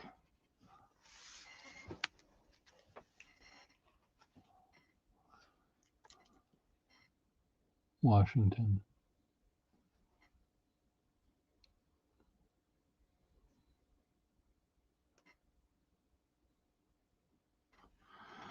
Well, I don't have a significant other. I just have insignificant ones. No, I'm kind of happy being single. I don't have any particular desire to burden anyone else with my existence. Am I done with this? Is this finished? You're a bottom feeder. Well, bottom feeding can work. There's nothing wrong with bottom feeding, particularly.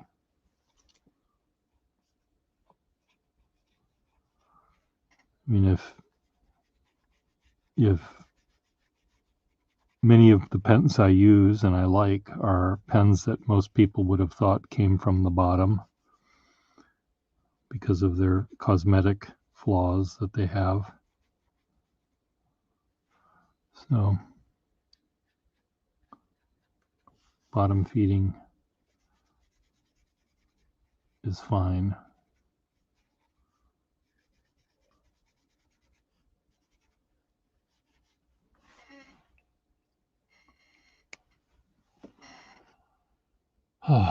Well, at least when if and when you get divorced from your husband, Renee, you won't fight over the pens. You can have all the cheap ones, Renee. I'm going to keep the good ones.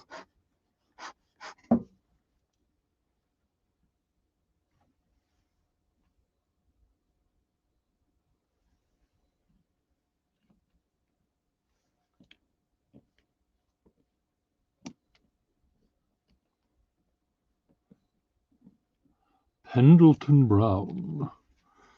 Pendleton Brown sounds like, is that a person or a place?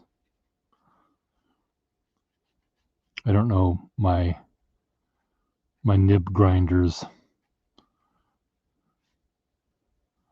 I went to Pendleton Brown the other day and ordered a case of fine white wine, or I got a love letter from Pendleton Brown the other day. I'm so happy. Pendleton Brown does sound like the hero of a Harlequin romance.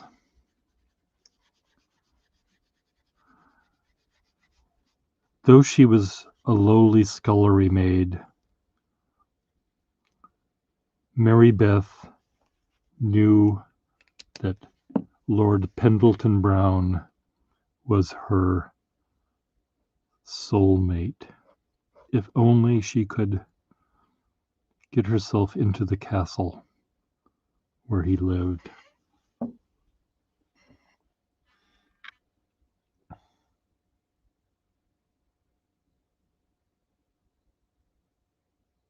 I don't know what BLS means. Does BLS mean something that I should.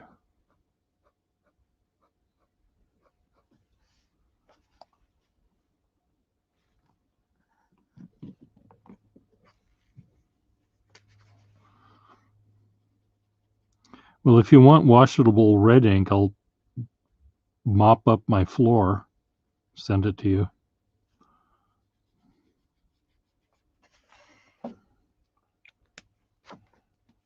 What does BLS mean, folks?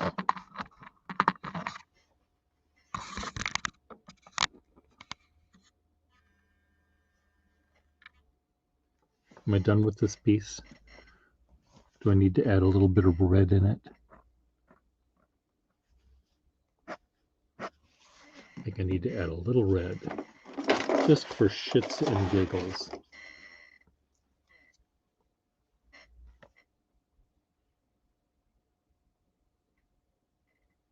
BLS, not black.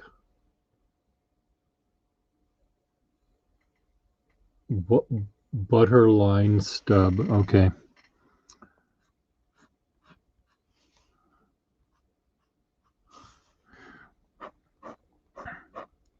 I'm not sure I like buttery smooth. I like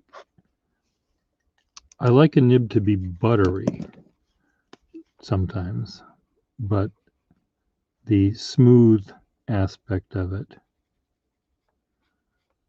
I need to have a little bit of teeth on my pens. Little tooth. I'm adding a little bit of red awnings in there. Well, see, a stub, you don't want a sloppy edge on a stub. You want the edge to be very, very, very, very sharp. You don't want, if you look at a microscope and you look at your stub, this is if you're doing blackhand lettering. You want that edge to be sharp. You want, where's my stub nib? Here's a vague stub nib here.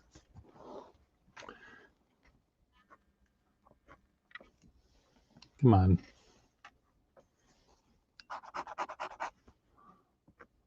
Come on, pen. There's no ink in it. So this,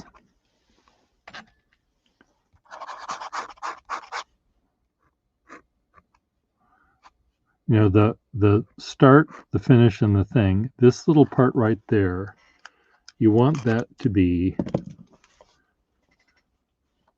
I'll enlarge it 5 million %. You want that angle right there to be a 90-degree angle. And you want that angle to be sharp. If you make the shape of your nib look like that, rather than like this, even though it's smooth when you go sideways on it, because it sort of slides, doesn't dig into the paper, you're not going to get these sharp edges. I don't think.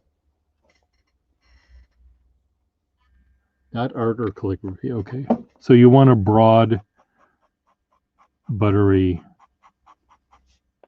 Okay. I'll let you have those.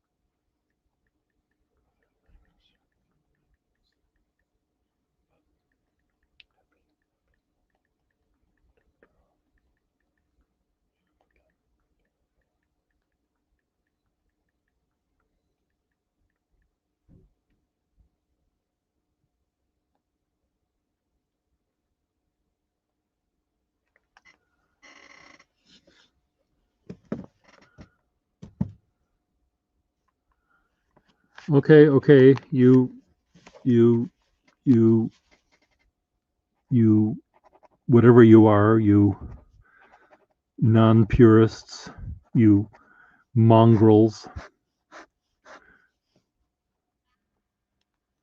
Yeah, I'm not. I love writing with smooth nibs sometimes too. There's a Waterman I use that has a stub nib, and it was for sale for someone to someone. I was showing it to someone, and I wrote with it, and I said, "Oh no, I'm going to keep this one." And I lied. I told the guy, "Oh, so this doesn't work. It's the nib is broken or something." Put it right in my pocket, so he couldn't try it out even. And he saw. He put it in my pocket. He thought that the nib wasn't broken, and he said, "Can I try the one in your pocket?" And I said, "Yes, you may." And he loved it, and he wanted to buy it. And I said, "I'm not going to sell it," but he wanted to do his wedding invitation calligraphy. He wanted a pen for that, and I said, "I'll lend it to you. Do your calligraphy and bring it back." And he did.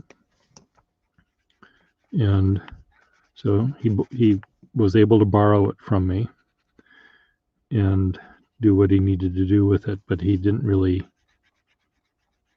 necessarily want that pen forever. But I use it a lot, and it's a pen that I can really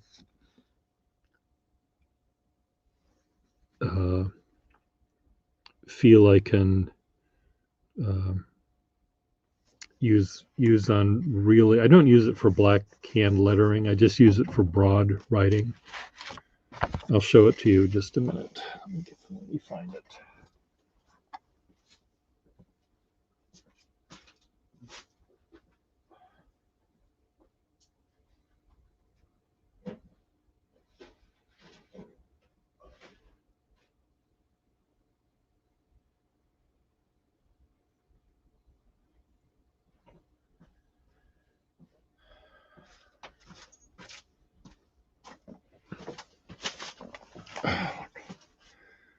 Huh. It's a slip cap Waterman of this era. Is this the nib? I think this is the nib. Oops. Yeah, this is it. So it's really, really smooth.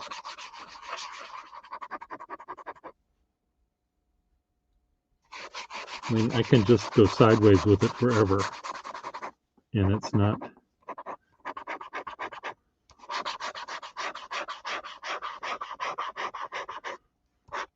I'm ruining my beautiful art, as you can see. So I'm going to have to. This is going to be the collision of two galaxies. Let's add some red in here. This is another one that sort of is similar. It's smooth on the side stroke.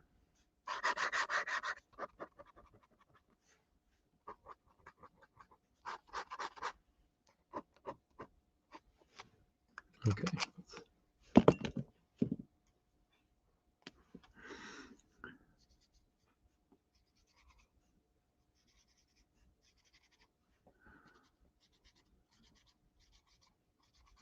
So here we have two galaxies. This is the hairball galaxy, the cat puke hairball upchuck galaxy that's moving into this galaxy. And what will the outcome be? I think I need to add some blue to the cat upchuck galaxy. Where's the blue?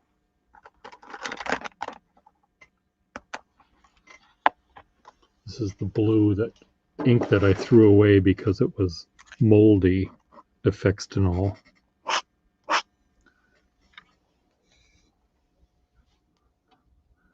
Oops. I'm just dipping this into water.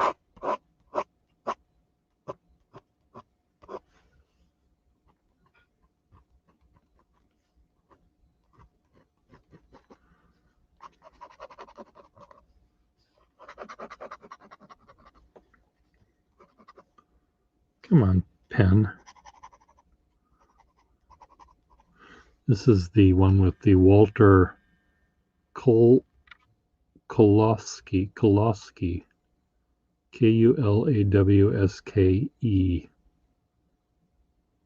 name.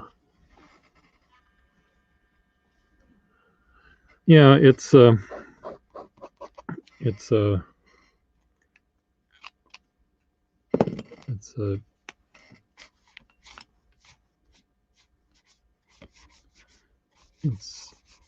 very sloppy galaxy. The galaxy has already been traumatized in its life by other galaxies.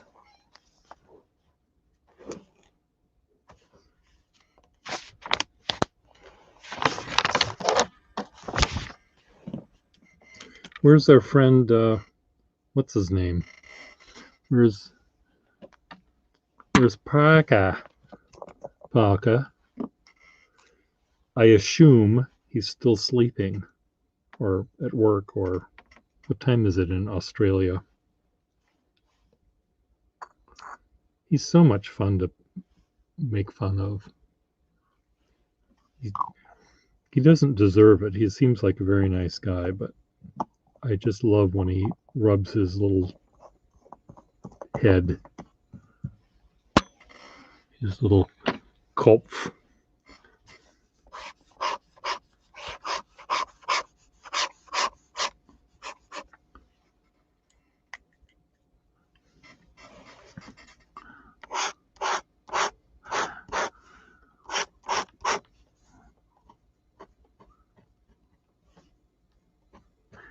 Pia, he says.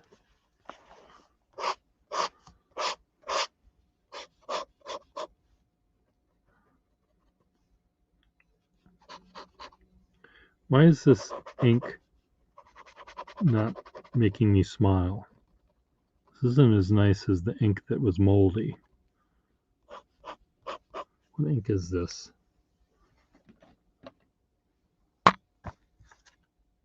Cocktail brand. Stylophile.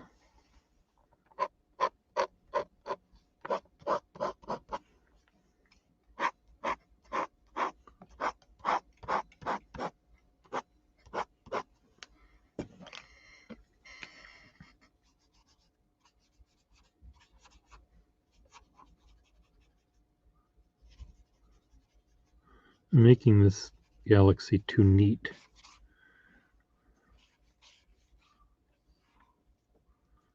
Come on. Ink. Water, rather. My brush pens are clogged somehow. I bought these brush pens from Nathan Tardif years ago for, I think, $1 a piece or something.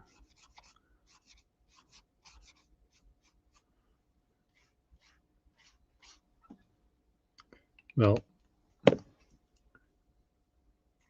coffee. KWAWFEE,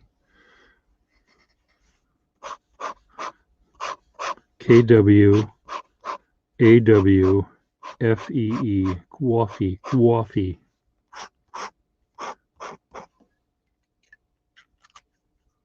Okay, there we go. Add to shopping cart, $1 million.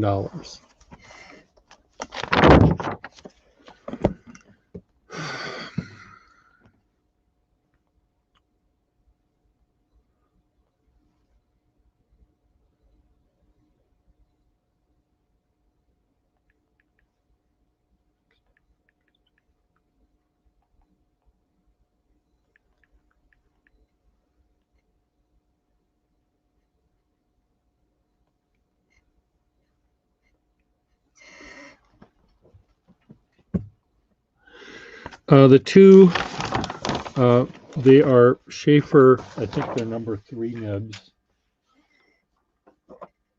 from the Craftsman era. But I'll take a look. Right now, with my loop, I brought an actual loop over here that was, I thought I did. I guess I didn't.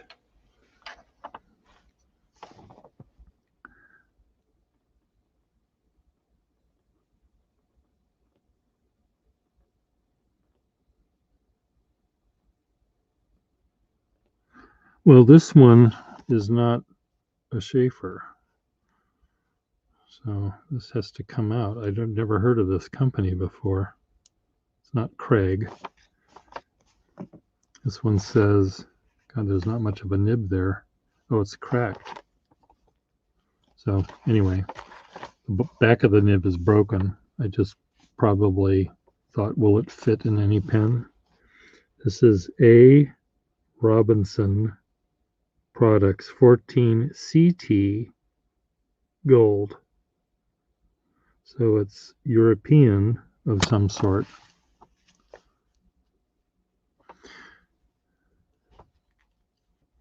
But it fits in this pen nicely.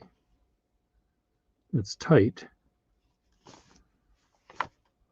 So I may just keep it there for the moment. Where's the cap?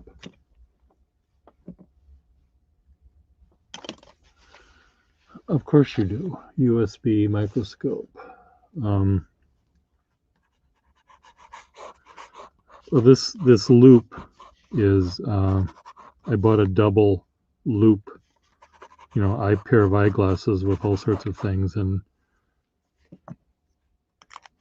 it's a shitty pair because it doesn't, there's no way to adjust the direction of them. They're fixed. They're always going this way. And of course, you hold the whatever you're looking at, at different lengths from your head. So I ended up just throwing the glasses away. It came with a bunch of different lenses, so I've got lots of little lenses hanging around. Now, this is a Schaefer, I think. No, this is a warranted nib, which I suppose, well,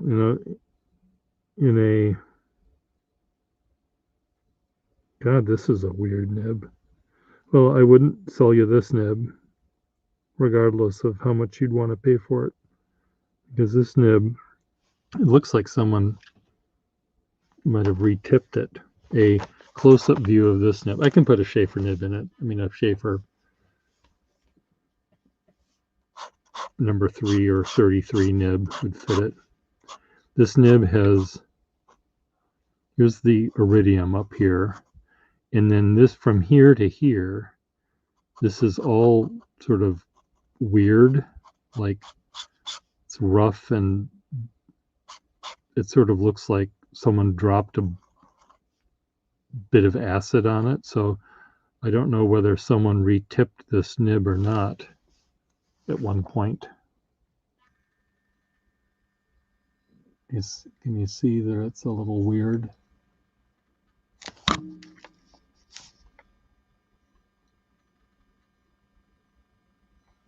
How can I get close?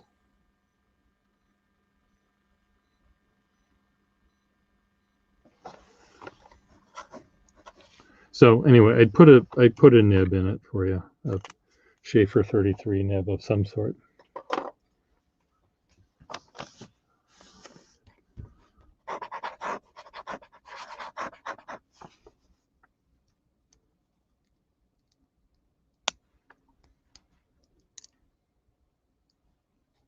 Now this sack is completely fried. I use this sort of for dipping, but Maybe it's just clogged. Soak this in water.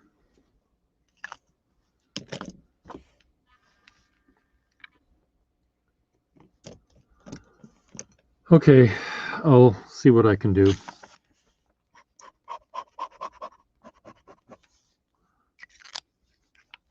I probably should just see if a Schaefer 33 nib would fit. Let me just do that right now. This is the broken nib.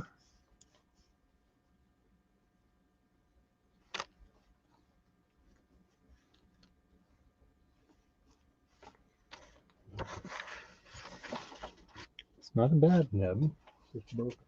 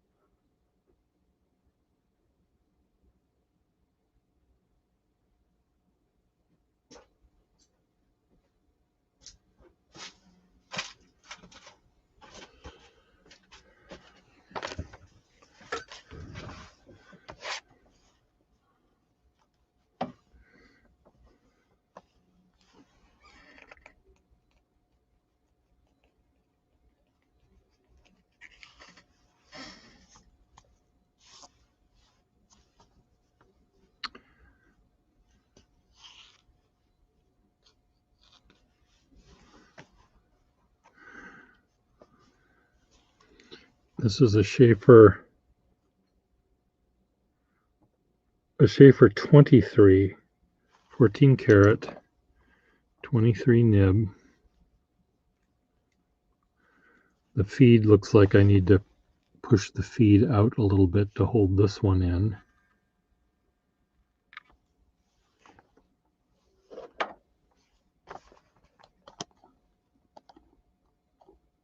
Parker kick, okay. I have to talk to him. I have to see if he wants to come and visit me here live, and we can, all of us, chat together. Since he was the matchmaker for both of us. Yeah, Schaefer 23 it says. So anyway, that's on this one. I have to reset the feed though, but if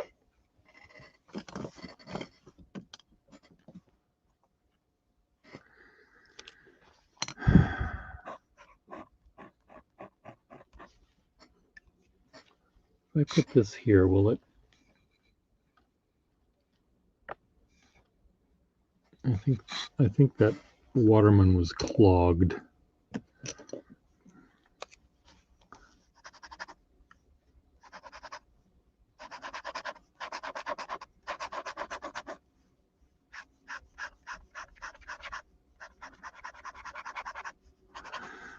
I'm sort of curious to know about Marilyn's house that she lives in. He lives in, whatever Marilyn lives in. And it's just very interesting that it has, you know, it was sort of, it looks like it was built for, in a way, for people that, I imagine they must all be single people, because they're, you know, one small room isn't really big enough to have a family. A couple could be in there.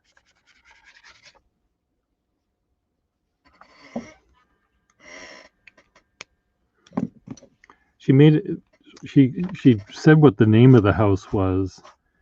It was like Freedom House or something. And I was just wondering, it sounds like the name of a house where people who are battered women live or something, you know, which is odd. But again, I don't want to make guesses. Yeah, I mean, Marilyn is very funny that way. It's like, Parker talking about his family. It's like I didn't. The information was given in such a way that I was really confused. Where all he had to say is, when I was 15, I had a child with a woman, but I'm gay now. Okay, I understand that now, but it took me forever to understand what the fuck was going on. So, yeah, I know that's what I mean. Was that the name of it? I think it was something like that.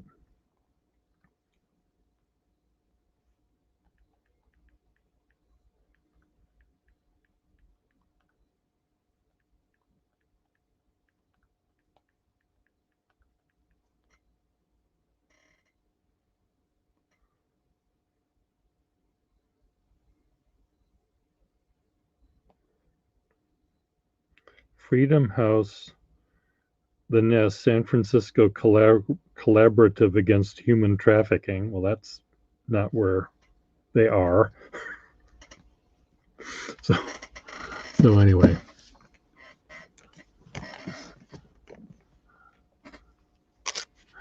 Yeah, I'm not trying to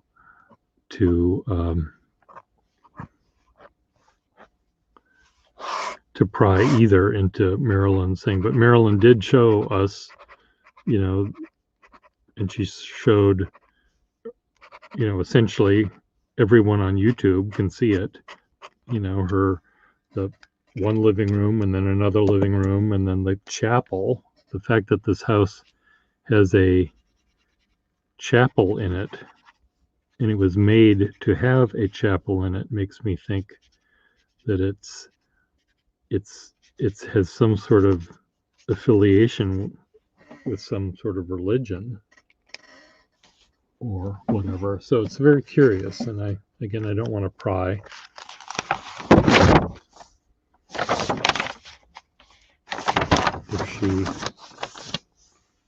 If Marilyn ends up seeing this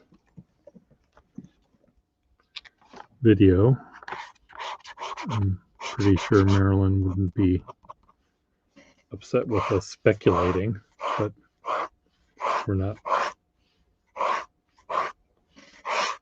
speculating about Marilyn, we're speculating about the house.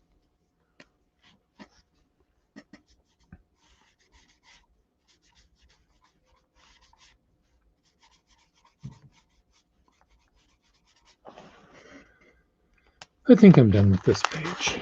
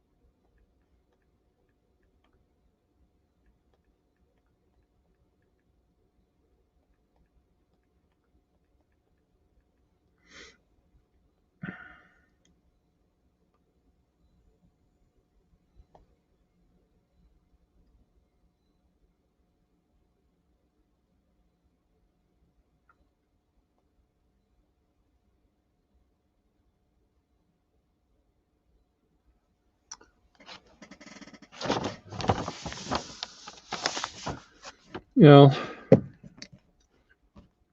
I think the word mansion is a little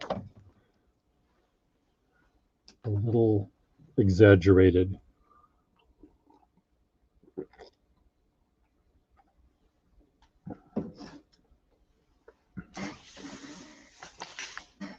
It's it didn't look, when you think of mansions, I think of, there's actually another story I can tell you. Can I tell you another story? In the town that my boyfriend lives in, ex-boyfriend lives in, is called Methuen, Massachusetts. And it was a town that was sort of, I don't know if it was middle class. I don't know if they had middle class during the time when I'm referring to these three people, but there were three wealthy people that lived in the town. They owned, two of the three owned big mill factory kinds of places in Massachusetts, and so they ended up building their homes there in that town, two of the three. And so they've got, this big estate, with lots of land and lots of stone walls around their property, but they're long dead. And you see the stone walls still exist, but now there's, regular houses instead of land, but the stone walls are still there. So one guy was named Tenney, and the library is named after him, and the, there might be a bridge named after him, I don't know. And the other one is named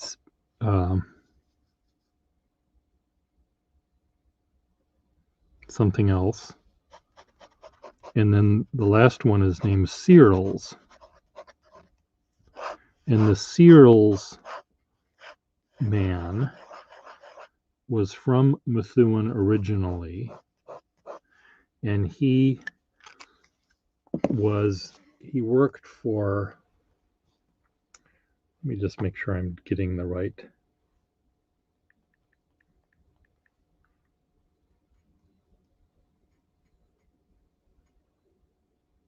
No, Searles isn't it. Who am I thinking of? No, that I am thinking of Searles.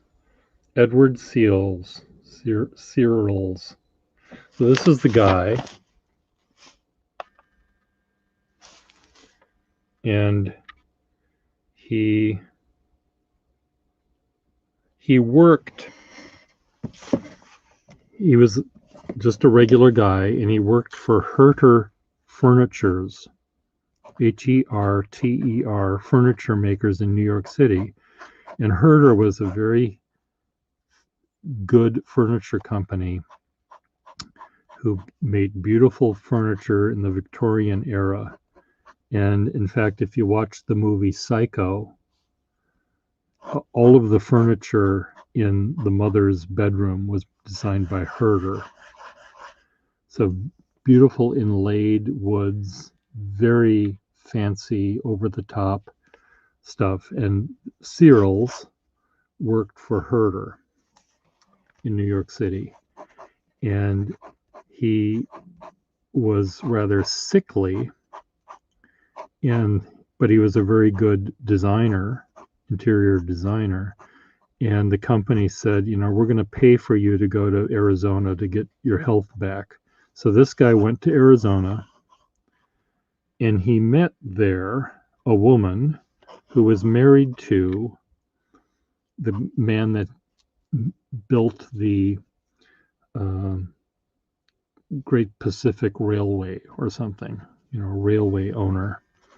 And they immediately hit it off, and they loved music, and they were both from small towns originally, I guess, and they really became soulmates. And she hired him to go with her to California, to San Francisco, where she had a huge mansion on Nob Hill. So he went there and designed the interior of her place, and they remained great friends. And she's married to this billionaire or millionaire, I guess he would have been then. And after he died, after the guy died, they got married. And even though he was gay and she was like 20 years older than he was, or 10 years anyway, they really just loved each other. And then she dies, and he moves back, or wherever she was living at the time. He moved back to Methuen, this little town where he had lived in this little tiny house where he was born. But now he has all the money in the world. And he ended up, this house in San Francisco was destroyed in the earthquake. I don't know if it was rebuilt, but she and her ex-husband, her late husband, had houses all over the country. And when he needed money, he would sell the land, because he was no longer making money. He just had money that he inherited. But he would sell the land of the estate in Great Barrington, Vermont. And he moved the fucking house, the mansion, back to his property. And he bought all the property around him, so he could, put up a mansion over here. And he actually put one right on top of his house. So inside this mansion, this big mansion, is his house, his actual house he grew up in, he was born in. So he would buy these mansions he would own these mansions, and he would move them back to Methuen and rebuild them. And it's this clusterfuck. It's an absolute clusterfuck. Because there's this, Edwardian mansion here and an Italian mansion there, and they're stuck to each other. They're just glued on with maybe they're separated by a little, 20 feet, and he'll have a little passageway going from one to the other. And then he added another one here, and he had a pool house here and a pool, and he just moved all of these buildings to his land in Methuen. And the two other rich people in the town hated him because, first of all, he married his money. He wasn't rich on his own right. So they didn't like him, and they didn't like him because he wasn't married, and they probably thought he was gay or whatever. So they didn't like him for that. But he was richer than these guys. So one of these guys built this huge estate on a big hill in Methuen. And Searles owned the land right here. So he built a huge high school and gave it to the town. So this guy's view was ruined by this building that Searles gave to the city. So this guy's fuming. But this guy, Searles, he bought from the Boston Symphony Orchestra, he bought the organ that they had. When they moved their location, they didn't keep the organ. They got a different organ. So this guy he built a house for this organ. So Methuen Memorial Music H.org. He built this building for the organ, and he loved music. That's one of the things that he liked about this woman, is they both loved music.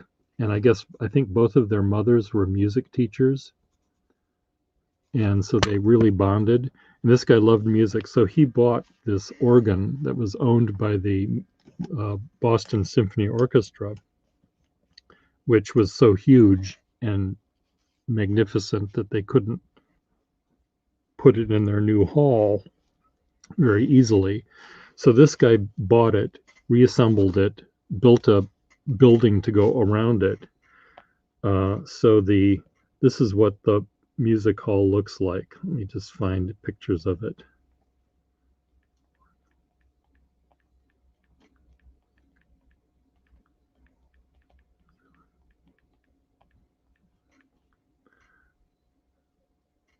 So this is the building he built just on his property. It's just a freestanding building just for the organ. And the interior of this place, this is what it looks like. That's the organ. The keyboard for the organ is, come on, how come I can't zoom in? The keyboard is like way down there.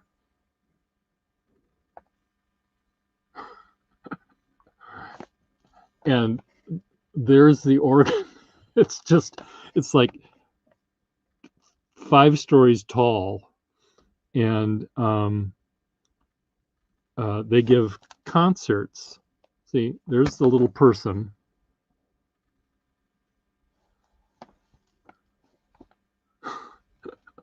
So anyway, he built that, he bought that, and he built that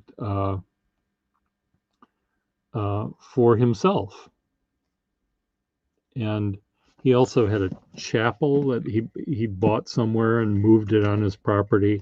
So right now the property, he owned a lot of property all over Methuen. And right now the mansion clusterfuck is owned by the Catholic Church. He didn't have any children, but he had a nephew or a great nephew or something, and the great nephew didn't want the property at all. So he sold it to a convent, and the convent bought it, and they built a school next to a modern, ugly looking school next to these mansions, and the nuns sort of live in the mansions. And but they've just, it's so sad. They have a tour once a year to go through this place, and the interior, they've wallpapered over all the marble, the walls, and they have fluorescent lights, just awful interiors. And one of the pieces of furniture, most of the furnishings have been removed. So there's, rather than a big fancy oak dining room table, there's folding tables with folding chairs, and it's just grim. But there was one table.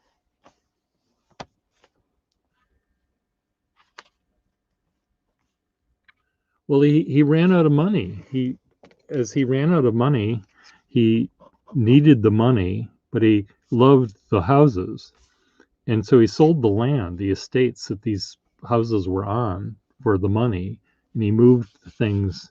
He didn't sometimes move the entire building. He sometimes just moved the grand staircase and stuck that in there. But there was a table in one of the houses, one of the buildings on this property. There was a pool house next to the pool, and the pool house was probably 2,000 square feet big. So whether it was a pool house to begin with, I don't know, but it was this interior house that's essentially empty, overlooking the pool. And right here, there's a statue of a naked man, which is understandable because this guy was gay, and it was too big to move out of the house. So they kept that, the nuns. And there was a table over here that they also kept because it was too big to move out. And it was this beautiful table, round table, that had 5 legs on them, 5 big fat legs, and then they were sort of bound. The bottom of the table looked like this with a leg in the middle and 4 legs on the side, and each leg was a devil, carved devil, or maybe each leg was an angel. Maybe that was it. And then below the angels were devils, and the devils were being crushed by the angels. So they were all sort of convolutedly pushed down. And I think the eyes of the devils were made of ivory, so they stuck out. The table was really, really dark brown, but the eyes of these devils were ivory. And anyway, this old nun is sitting in her folding chair over here, and we're on the tour. And the nun is here with her habit and her orthopedic shoes. And she's sort of laughing. She says, "I love this table because you see that the devils are being crushed by the angels," and she's hitting the fucking table with her cane. Like, fuck you, lady. God.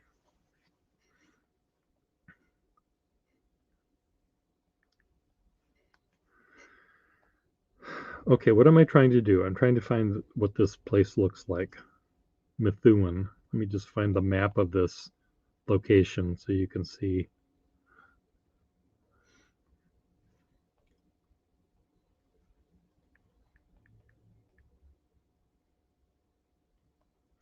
Methuen High School. Okay, now let me find 10 Central Street. That's where my boyfriend lived. 10 Central Street, Methuen, Mass. Okay, let's do that. That's not, oh, I don't want directions. Why does it want to give me directions? I don't want directions.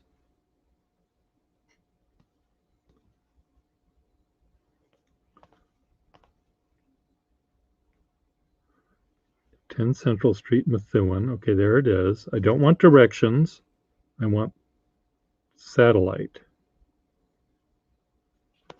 Okay, here's my ex-boyfriend's house. Right there. Going down the street, here's the high school, the big high school that this guy built. And this is somewhere. Where is it? This is the carriage house to the estate that one of them owned no longer exists because it burned down, but they do have it's right here. This is the only part of this estate that exists is this Gray Court, it was called, is this outdoor porch. The rest of it, which is as big as that thing, burned down. Evidently had a courtyard in it. So that view, this guy had a view of the high school because Searles was so pissed off. So Searles' estate includes, this is all of these buildings are all his, I think.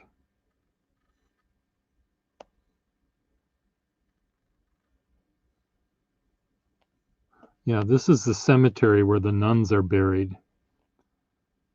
And here's the chapel, I think. No, the chapel. There's the chapel that he moved, this big red brick chapel. Here's another castle that he moved over, some sort of building. These are the 2 or 3 buildings that he stuck next to each other. The pool The pool is there, I think.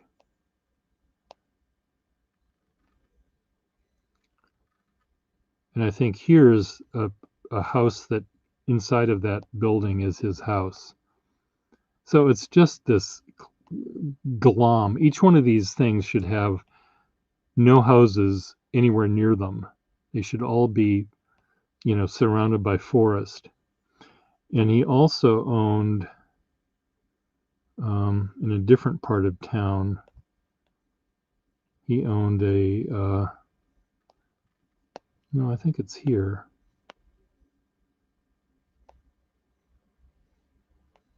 There are two huge pillars. Oh, there they are. They're right there.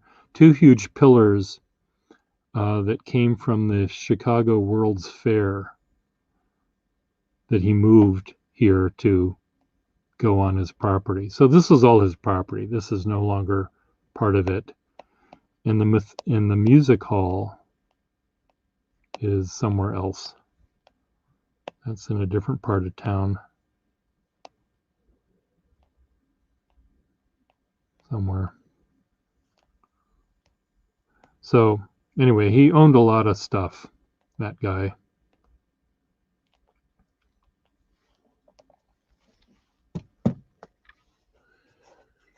Well, I think, I think each of the three rich people in that town, they each owned huge chunks of land. And one of the mansions, I think, has been turned in, the one that didn't burn down, I think has been turned into a hospital or an old folks home or something. So, but anyway, it's a crazy thing. So let me just see if I can find those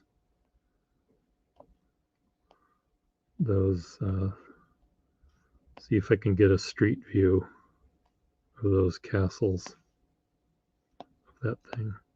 So 3D, can I get my walking man over there?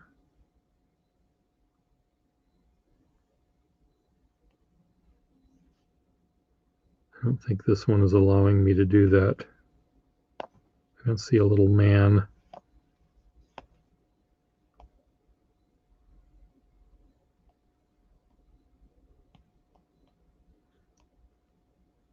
I'm trying to remember where the music hall was. My ex and I are still friends. He's married to this very lovely man from Denmark. And we still see each other, or we do things together and go on vacations sometimes together. So it's kind of fun.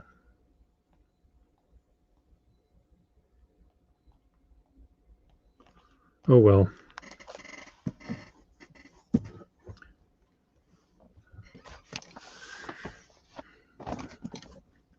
Well, this particular guy, he's buried on his property, as is, I think, his wife's body is buried there too. So it could have been that she lived with him in that location. I don't know if that's true, but I think she's buried there. He's buried there and she's buried there. And there was another tomb, in the crypt. And I think that was supposed to be for the guy's boyfriend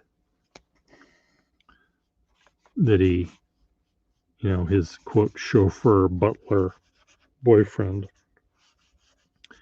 But because there wasn't a will or something, that guy didn't end up there.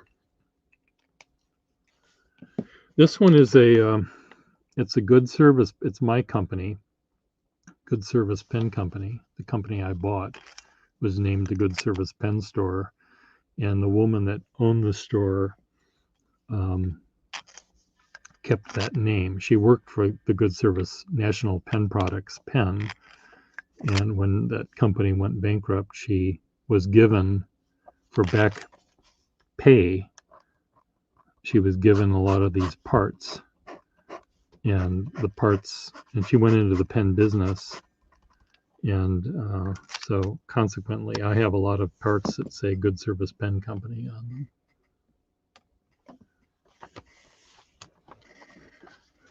It's time for more coffee.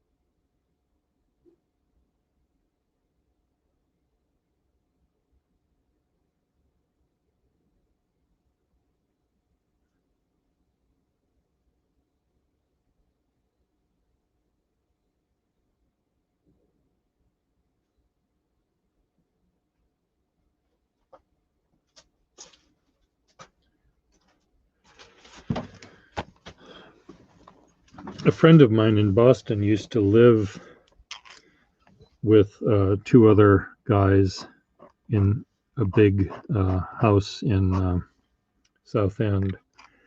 And I think they bought the furniture that was in the movie Psycho when whoever made Psycho was getting rid of some of their props. So they own the bed and stuff.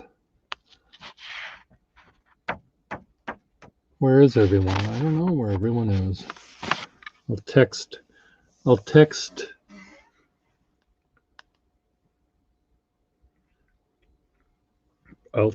Parker.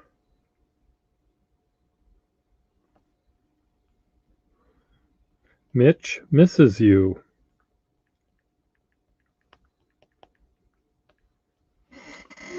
I lied. Well, there, that'll get him coming. He has a little crush on you, I think, Mitch. So we'll see if that brings him in.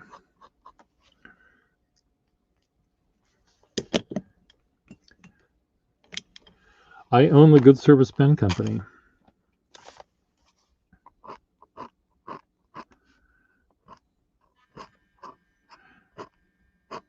I think there's a video of how it came to be. Hey, Joshua, what's that smile mean?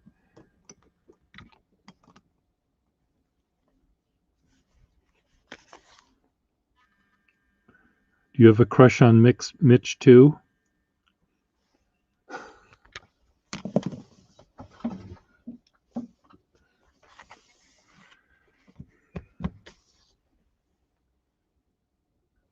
Joshua, I broke a quart bottle of Carter ink today. And my computer screen was all white, which meant something's wrong with it too. So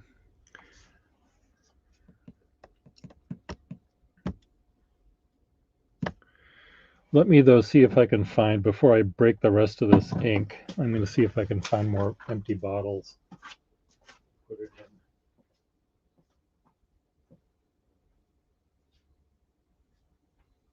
in.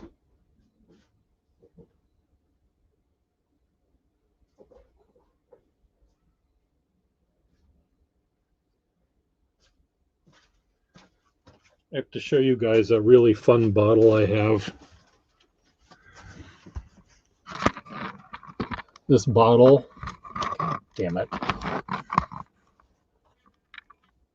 This is a huge bottle, and it used to have sticking out of the bottom of this was a brush, bristle brush, and this held glue once upon a time. So you'd take this thing out and you'd slather this all over your newspaper headlines and you'd put it in your scrapbook. So this was for a bottle for heavy-duty scrapbookers. There it is. There's the real one.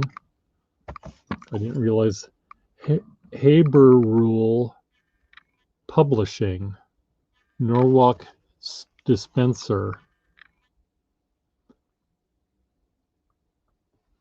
So, but this is a bottle that I keep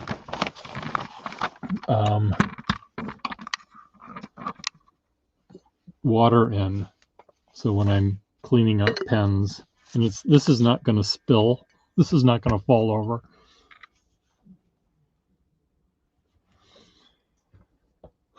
It might be. Who knows?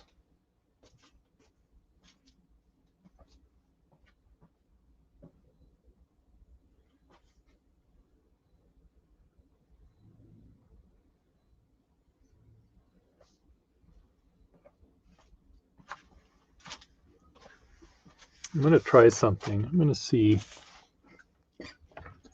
Yeah, bookbinding, maybe. I'm going to do a search on eBay. Haber Rule Glue. Haber, Haber, Rule Glue, Glue E. Okay, Haber Rule Glue. No exact things were found. Am I spelling it wrong?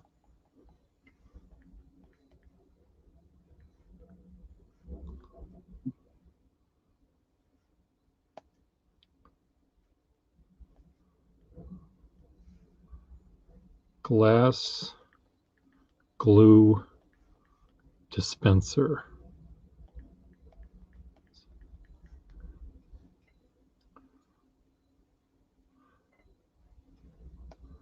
Well, I see the little mucilage ones, and then I see a bunch of gumball machines. So evidently,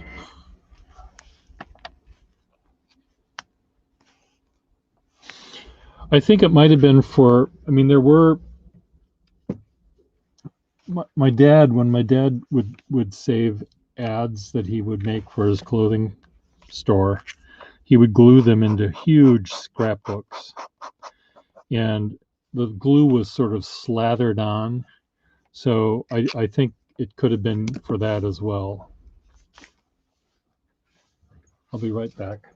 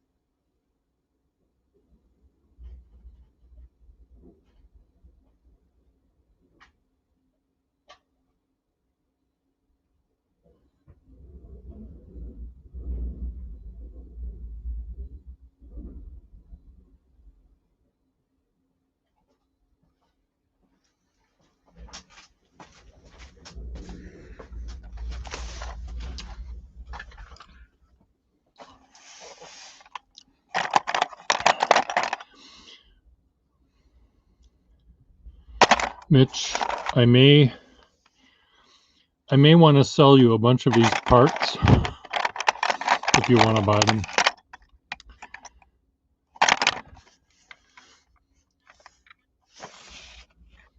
I'll go through them and see. I was just trying to see if I have a nib that wasn't so scratchy.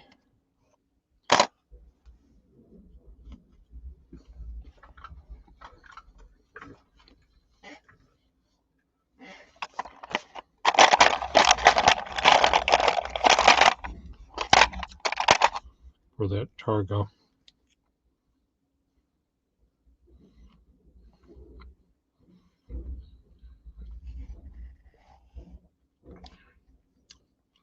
$20 for this one. That's my price tag.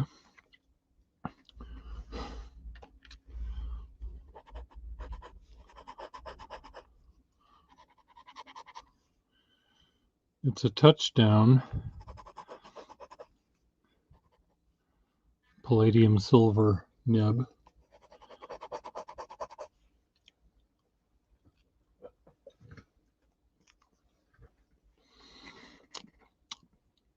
I think it's functional.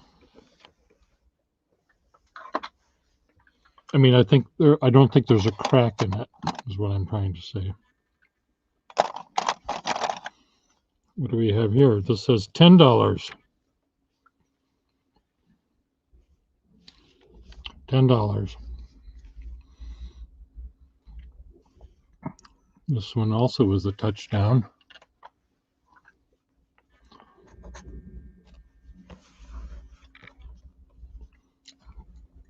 These are, and it's, well, actually this one, this is black, this is black, this is blue. I don't know whether the cap goes on something else. So let me just see.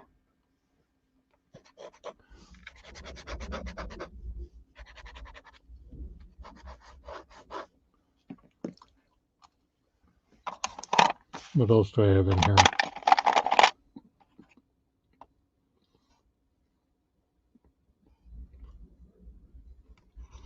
Skyrider, Skyline, or whatever the fine line.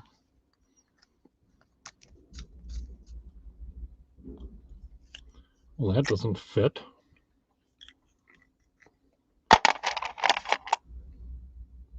Medium. I'm eating a slice of cold pizza.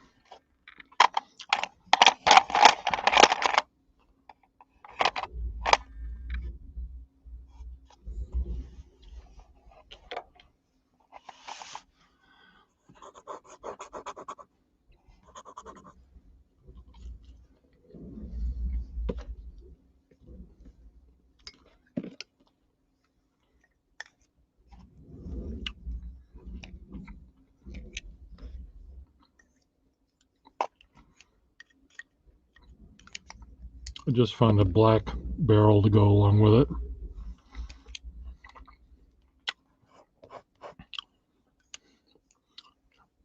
$10. Touchdown. Putting it in your pile whether you like it or not.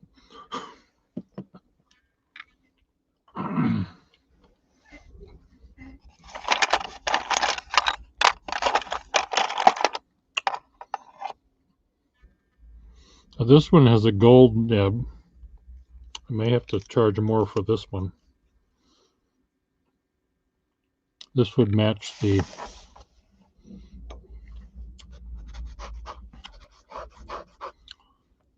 It has a nice nib on it.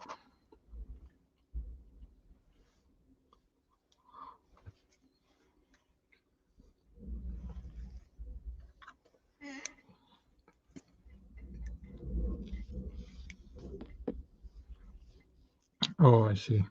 This barrel is broken. It's all heated and expanded, and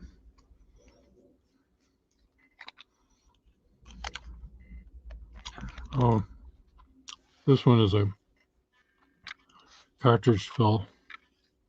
Anyway, I'll I'll put these together and come up with a price for the whole frickin' bunch, maybe. It's what I wanted to find. Where's the Targa?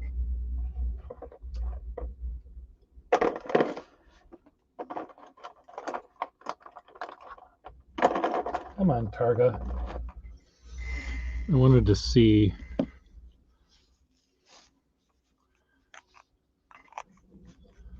if I had a different nib for this one.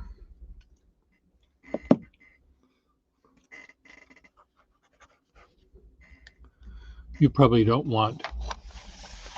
I have, like, here's a, no, that's not a snorkel part. I think I have some snorkel parts somewhere.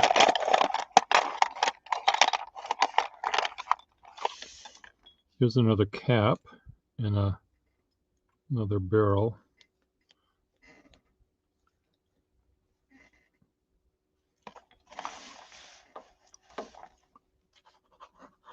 Look at this one. Nice springy nib on that one.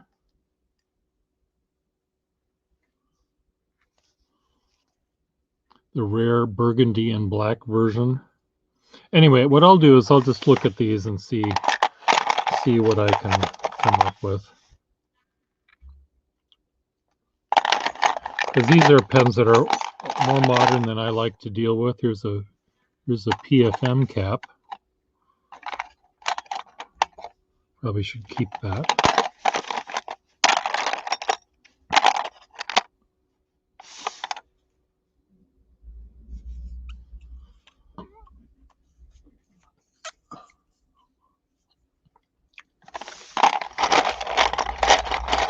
Look at this one, this rare one.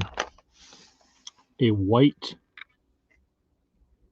Schaefer Triumph nib cartridge pen bow.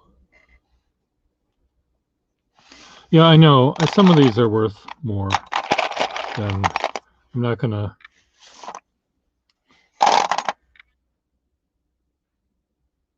Another cartridge Targa.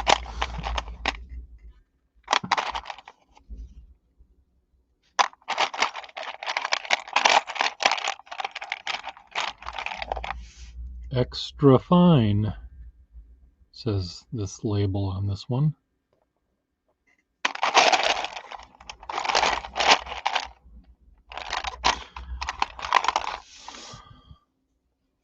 You know, some of these parts, like this is a touchdown part for something. H. Fitterman. So, you know, some of these I can use, but there's a lot of these things I really have no use for. So I'm happy to have them go to a good home.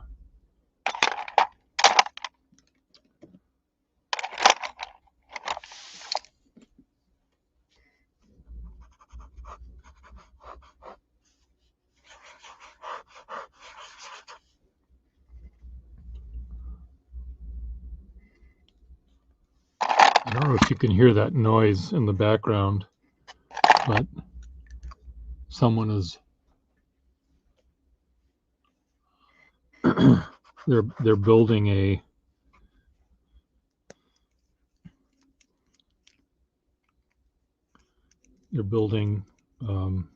railroad stuff next to me, and someone's moving a big heavy something or other.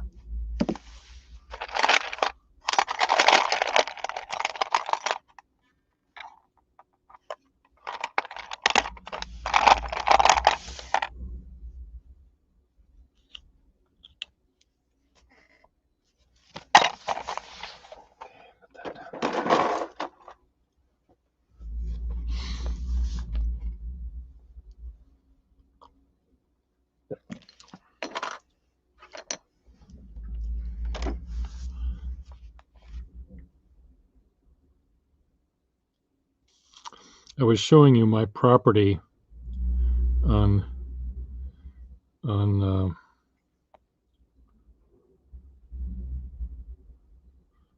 on Google Earth here. So here's my building. And I live in this sort of industrial area, as you can see. And there's railroad tracks here and railroad tracks there. And these are going to be on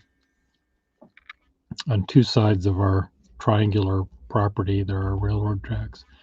And this will be the commuter rail and subway line.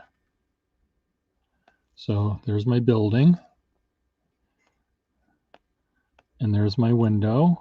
It's right, the third floor up, which is right there.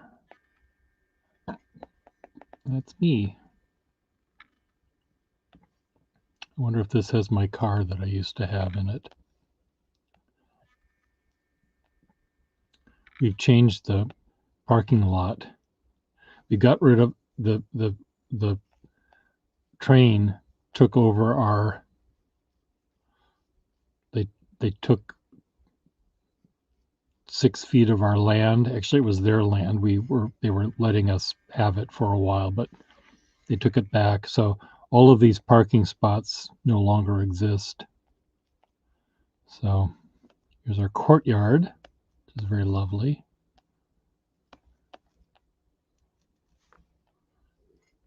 Here's the school bus depository.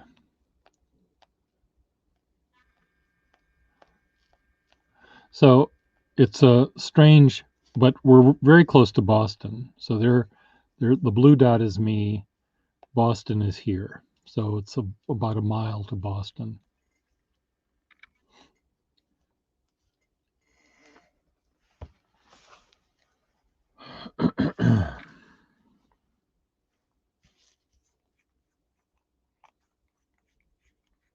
I'm trying to see if I have another nib in that pile to fit on this pen. I may keep this pen just as an example of a Schaefer from this particular time.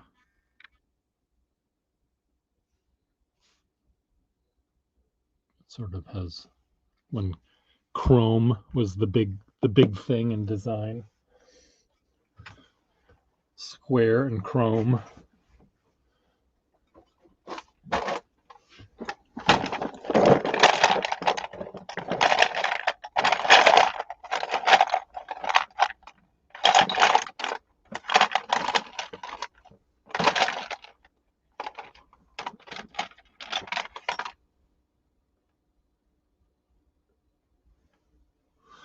There's this kind of Schaefer that has the two sides.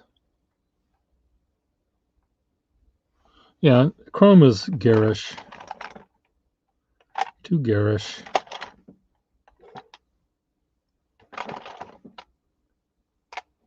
Anyway, effects and all, I'll take a picture of those and send them to you, and you can see if you like any of them.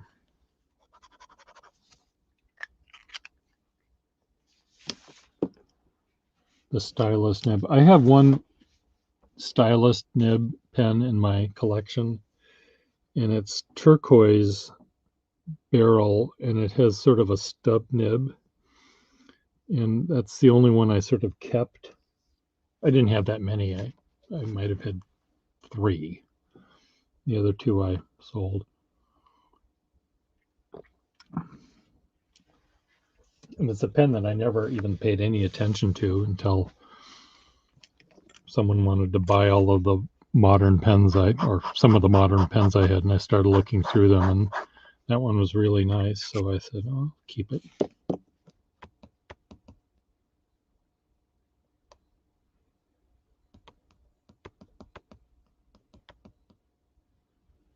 Yeah, the first, I bought 3 pens from the Good Service Pen Company when the old lady was still alive, and the first 3 pens I bought from her, one was a Eversharp Symphony pen with a really, really flexible nib, just amazingly flexible, for $12.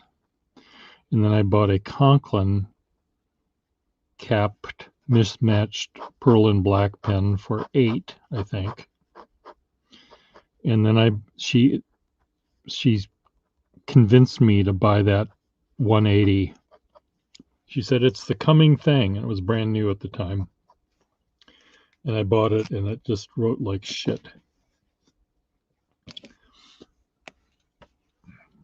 I like the idea of it, but it wrote like shit. It just didn't, it skipped, didn't keep up with me. I kept, pressing down thinking that that would help, and it just made it worse. But it was very skinny. I still have it, I think.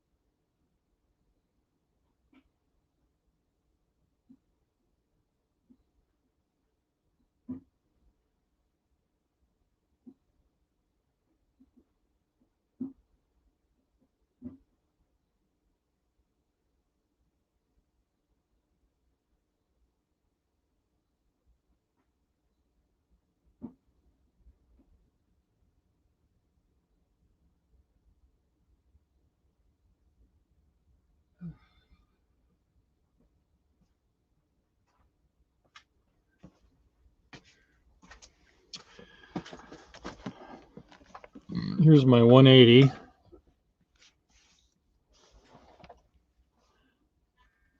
Oh, no, that's not my 180. That's my...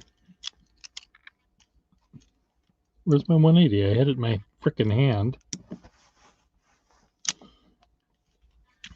This is the one, the stub nib upside, this one. So this one...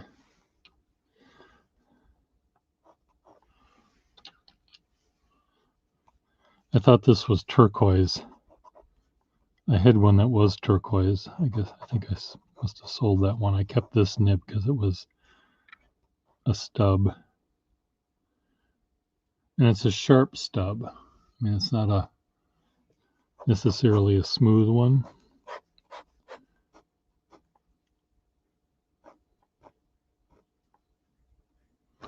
Thick, thin. Ink works here. Ink doesn't work there. What's wrong with this pen? Why is it not working at all? Okay, so anyway, that's that one. That goes there. Look at these snorkels. The periwinkle, the rare periwinkle with a periwinkle.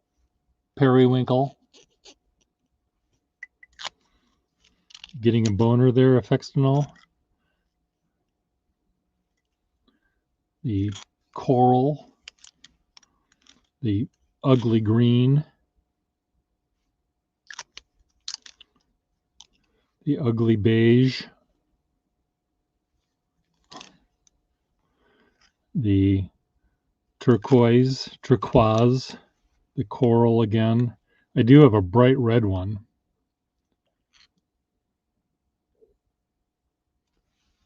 This was owned by Max Brook.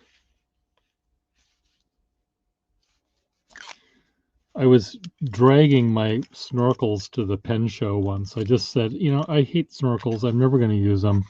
I just, took all the black ones and all the burgundy ones, the ones that weren't very fancy in terms of color. I kept a black one and I kept a burgundy. I kept one of each, but I had a bunch of them, and I just said, I'm just going to bring them to the pen show and sell them. And I'm sitting next to Rob Morrison at the pen show, and I'm, taking these pens out and I'm just putting them into piles based on the nibs. And I go like this with one, and I say, "Oh," and Rob said, "Beer," and I said, "Yes, Rob, beer. Give it to me. Give it to me." Because he knew that he could tell by my groan that I had a good nib. And it was a flexible Triumph nib snorkel. And he said, "Beer, give it to me. Sell it to me. It's on your table. Sell it." And I sold it to him. I don't think this is the fern green. I know that there's a fern green, that's really rare. I don't think this is the fern green. It might be, though, but I do have the periwinkle. I do have the bright red.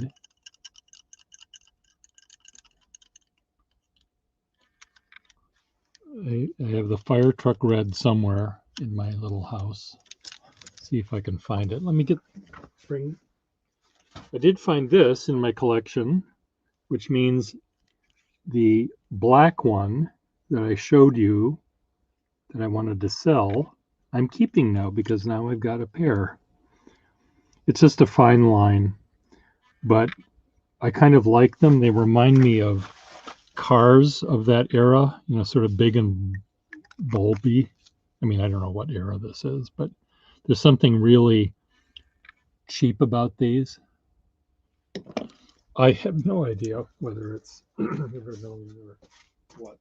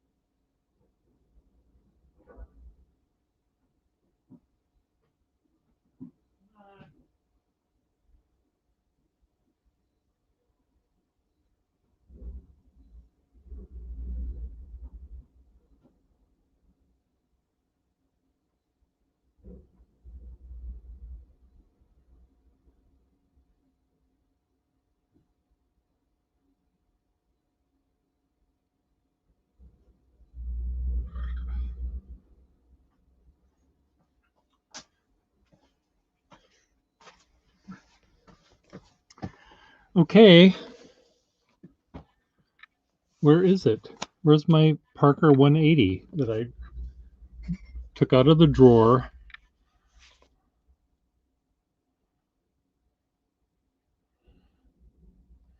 Snorkel demonstrator.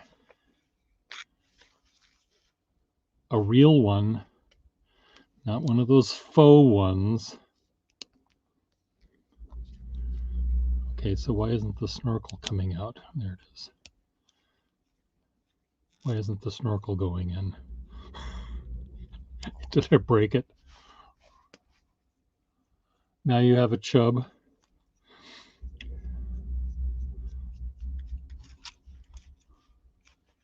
Ah, that's why the snorkel came out of the snorkel. It's because the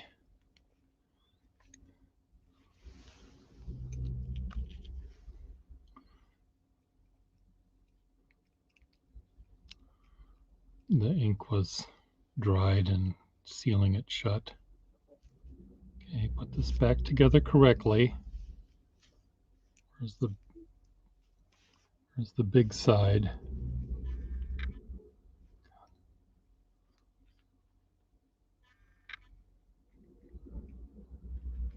There's the big side.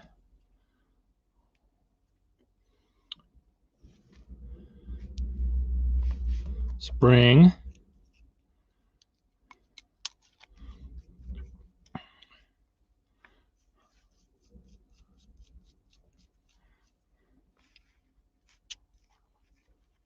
Oh. Yeah, it's just the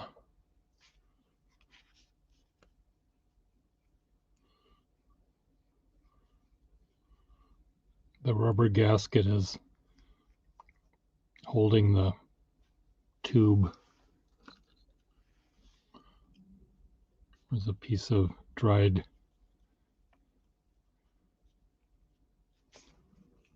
There we go. Now it's working. Except the snorkel is aiming in the wrong direction. This one has initials on it, RC. Crack right there. Big old crack. Okay. Oh, it's in my pocket. God damn you. Here's my 180. And it is really, really thin.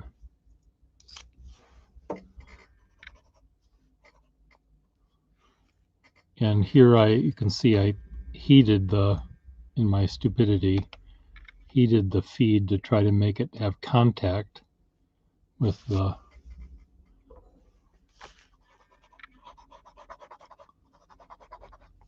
feed, because it was just not working.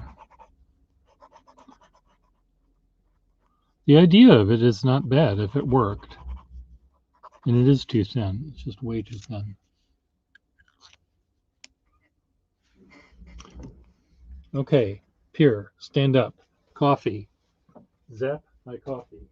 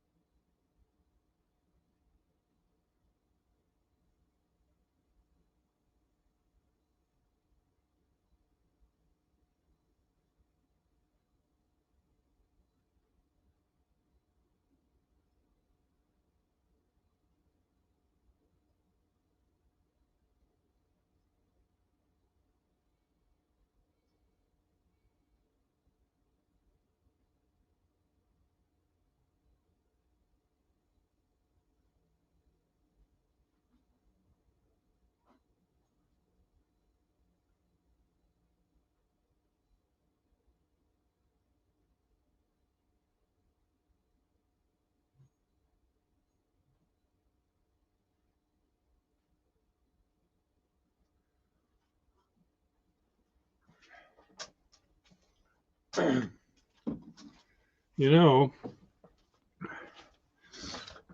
if I had an organized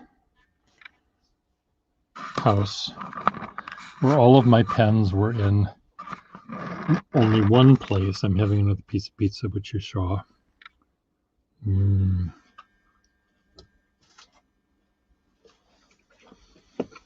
I wouldn't be able to torture you the way I'm torturing you now. Where I just get it over with in one fell swoop. First of all, here's that turquoise Schaefer with the pencil.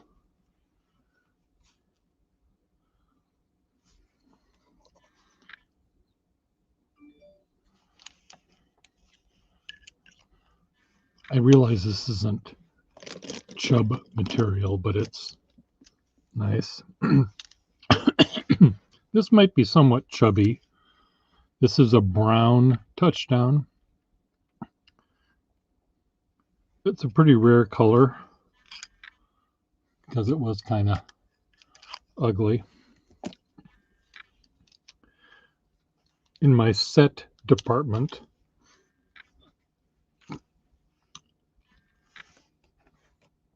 I have this set.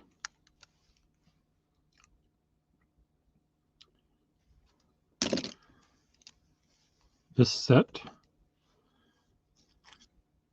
gray.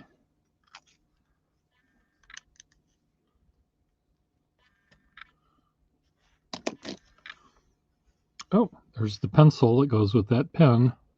Sorry.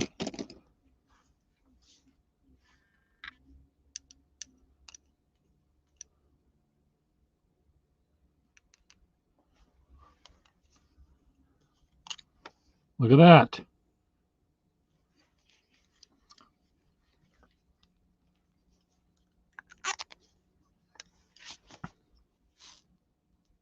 Matches my fire truck, my fire hazard.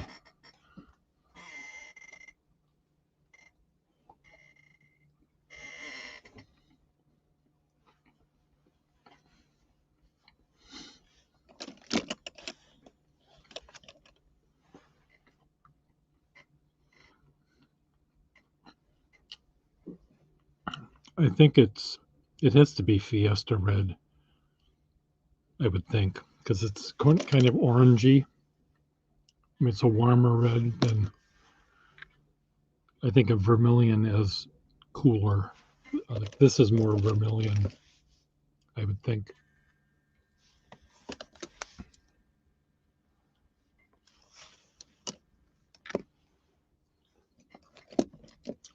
This set or this set. This isn't a snorkel.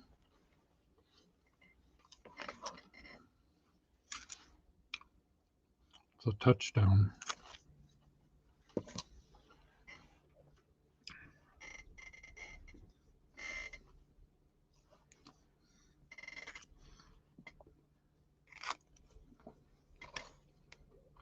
I might put this in, I'll put this in your box. I don't know if I can say goodbye to it, but it's in the box. Oh, look, it has a little ding. It has a little ding right up there. I like the dark brown in the Parker 51 because it's slightly redder, maybe.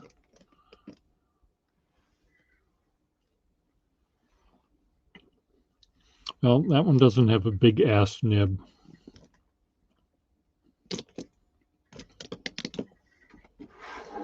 What happened to that black Schaefer fine line?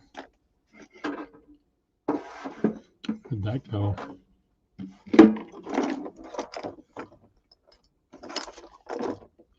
Maybe I brought it. May have brought it back. the black version of this pen had a really nice nib on it. It's actually pretty flexible for a steel nib. So now I've got a red and a black one.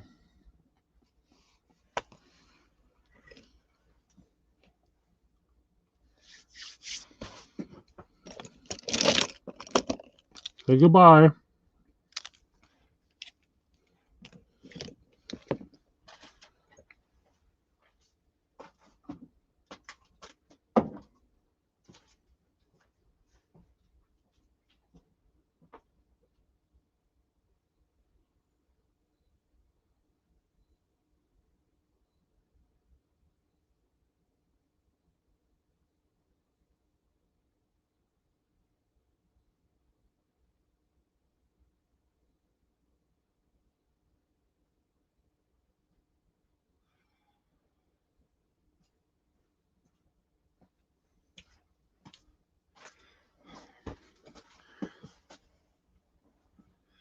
Well, that pen is not where I thought it would be, so let me look again.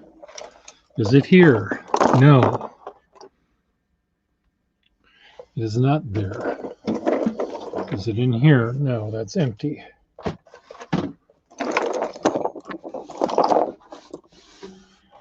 It might be worth that. I don't really know because I haven't. I bought that with my company that I own. And that and the Parker 51 demonstrator I have. So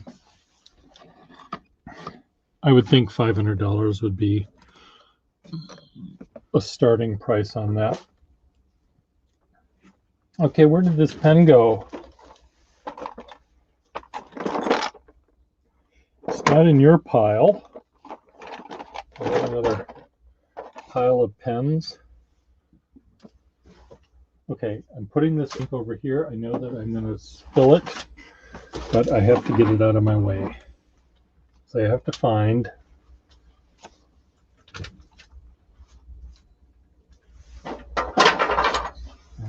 that pen.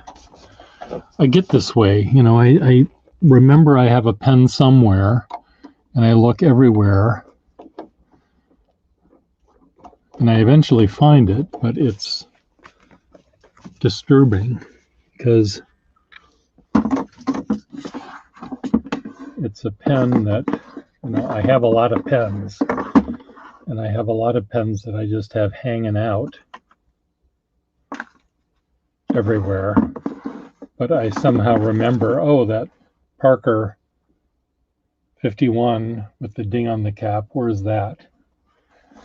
And I end up finding it eventually. I'm looking for that Schaefer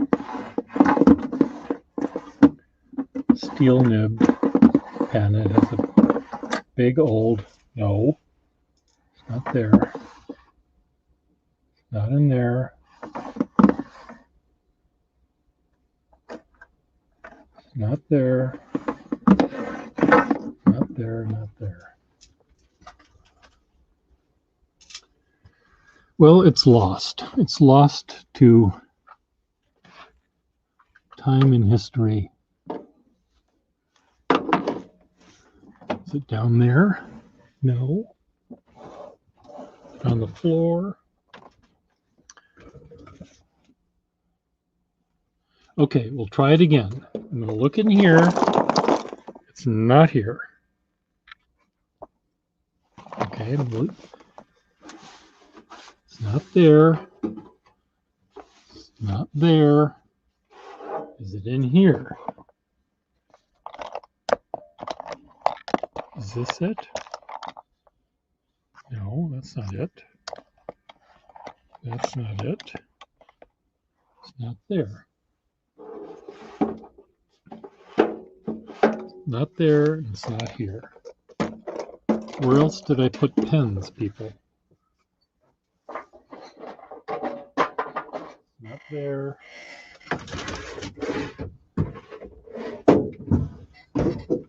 Fuck it. Not in there.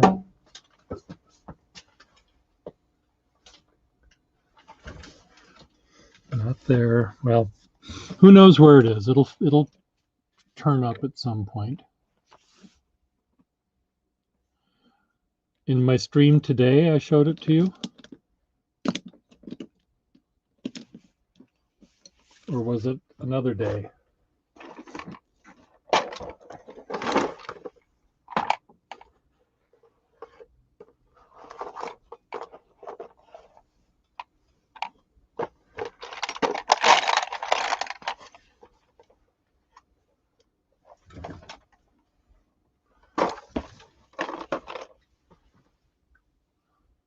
Pretty sure today. Well, and it can't be far, but I did bring to my house half, not my studio half, a handful of pens, which I placed on the top of a drawer that was open. So it may be there. So let me go look one last time.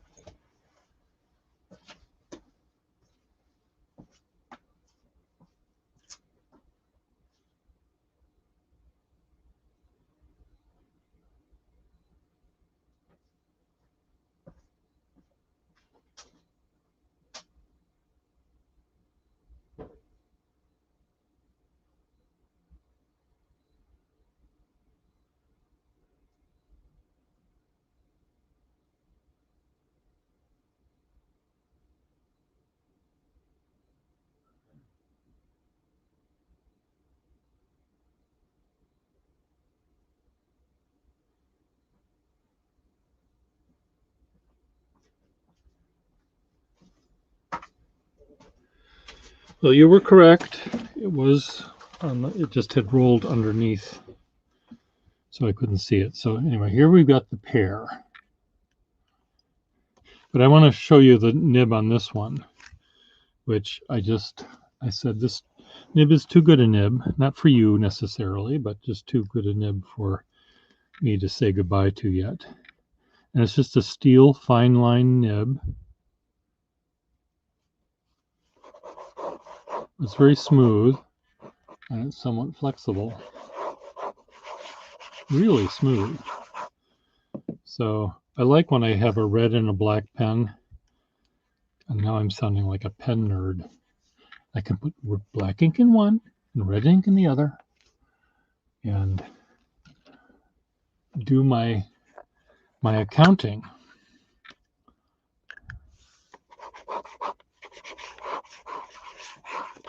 Oops. So let me see, does this have, can I put ink in this one?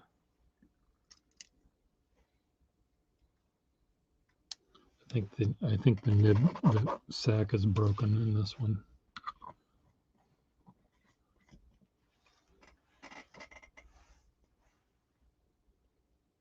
Yep, the sack is broken in this one. So these pens, some of these new Sheaffer pens, they might be glued together, so I don't want to risk it by trying to take it apart just so I can put red ink in it, you know. So it'll just go in my collection of pens to fuck me. Now they both fell on the floor because they're too fat to fit. Top drawer on that thing is too fat.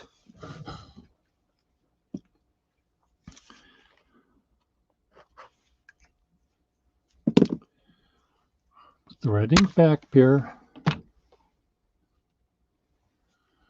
Hey, Freddie, I've got some good news and bad news. What would you like to hear first?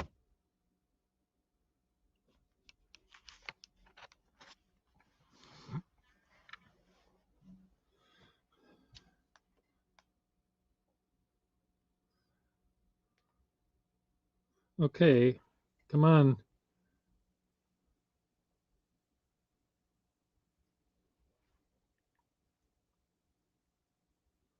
T. Muller.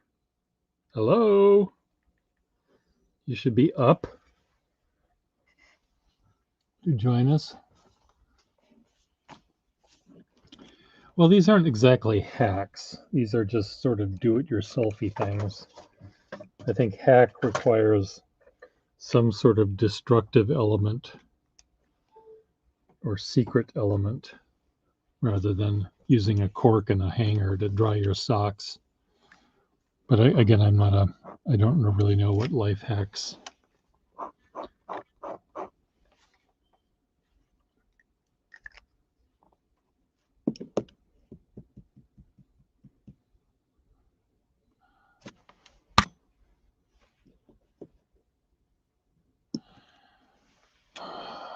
It was like this, except it had this is a pen that I brought out to show because of the stub nib I have on it. But it looks like this. Do I have it here anymore, or have I put it somewhere else?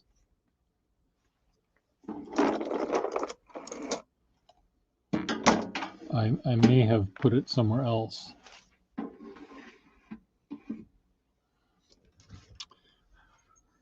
Now, you're until the wedding happens, you're not going to be a millionaire, guaranteed, Frederick.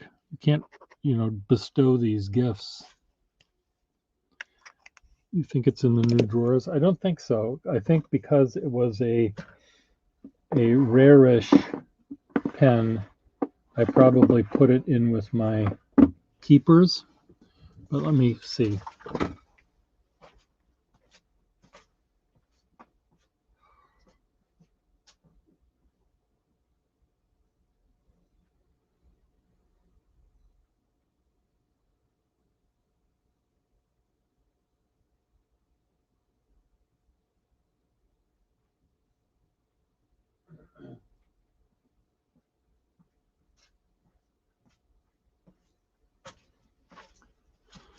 It's right here.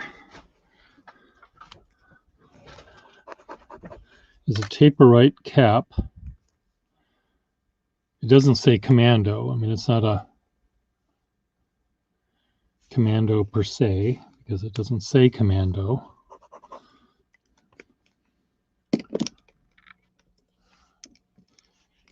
Is it something you want? I'm not positive I can sell it. I have to see if I have another one like it. So, because I'm one of the few people that likes these pens. And this is a standard one, but if I have a Taper-Rite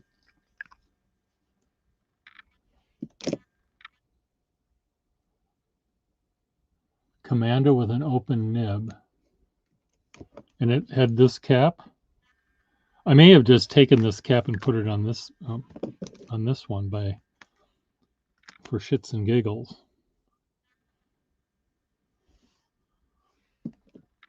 Because I'm that way. Let me just see.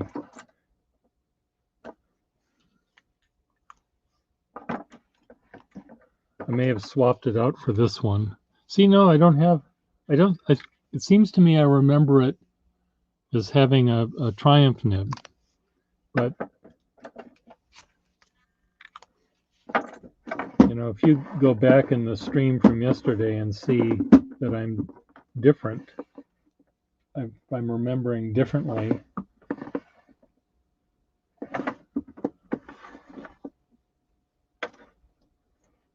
At least I'll be corrected.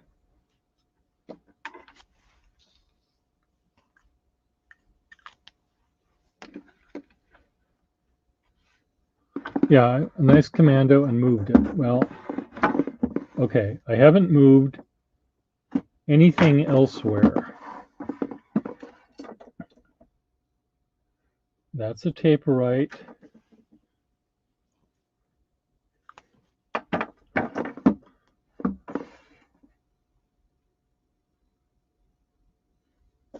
I think, oh, is this it?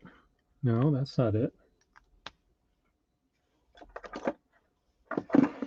I think if you look back in my stream, you might see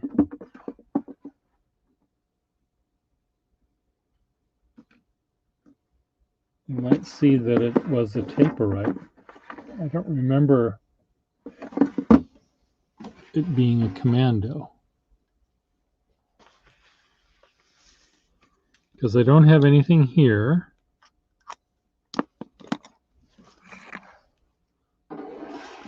And I don't have anything here.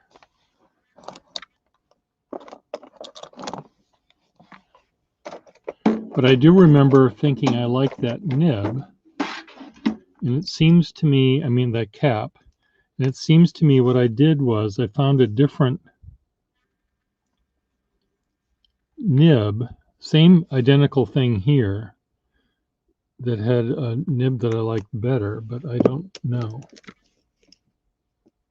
Yeah, watch it again and let me see tell me what minute or whatever it was that it came up, because if I do have a duplicate, I'm happy to sell it to you, but I just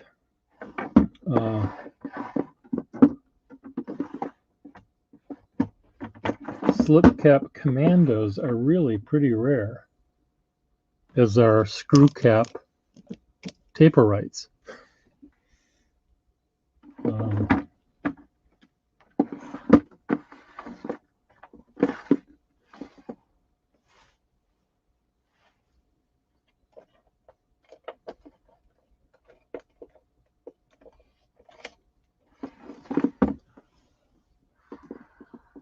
So, Frederick, where's our cute Australian? He's not, he's supposed to be here entertaining us.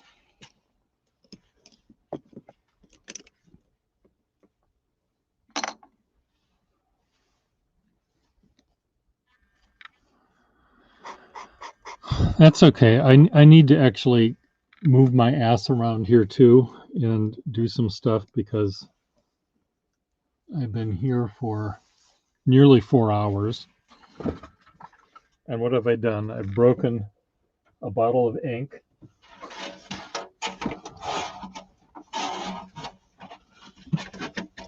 And what else did I break? My computer started, the reason that it's a bad day is my computer started with a completely white screen, and that had never happened to me before, so I panicked thinking that I was fucked forever and ever. Amen. And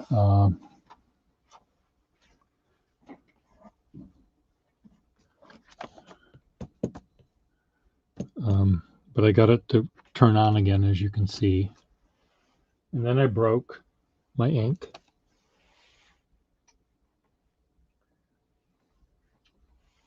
So what I'm going to do, what I'm going to do, Frederick, is I'm going to put my ink. Oh, I have to show you. I did decide maybe I'm going to keep my ink in a safer place. So here's my new ink storage area.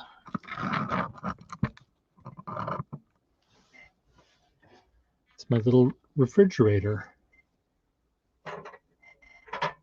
Keep my decanted ink at the correct temperature.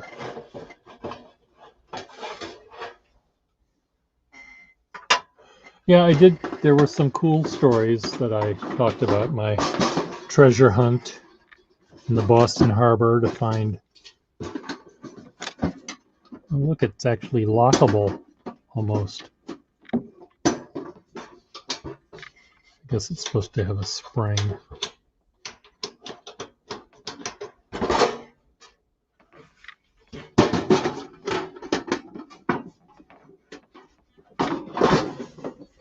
Come on. does not want to stay shut.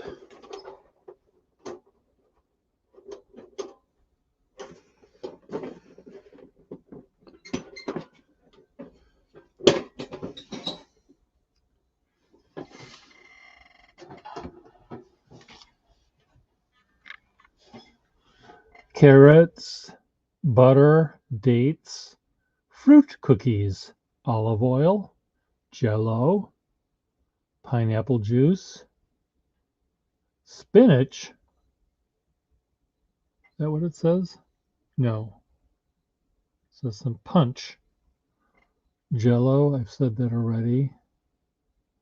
Salmon, pink salmon. Apricots, tomato paste. You want some with models and nothing else? These are models he found online and killed them and put them in the fridge. Or what kind of models?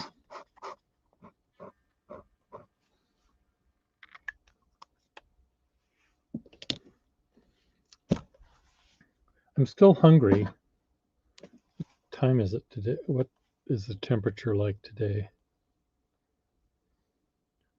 27.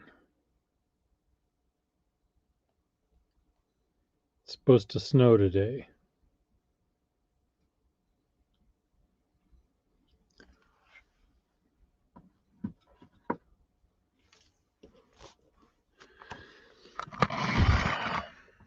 Okay, guys, Frederick, I'm going to have to say goodbye for the moment, just so I can get my fat ass in gear.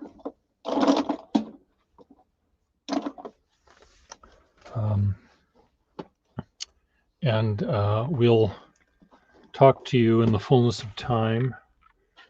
Let me know what video and what time I found that pen, because again, I don't remember. I remember saying a commando, but I think I said it incorrectly. I think in my mind I said commando by mistake and I meant stately. So anyway, you all be good. See you later. Bye. Sorry about your ink bottle.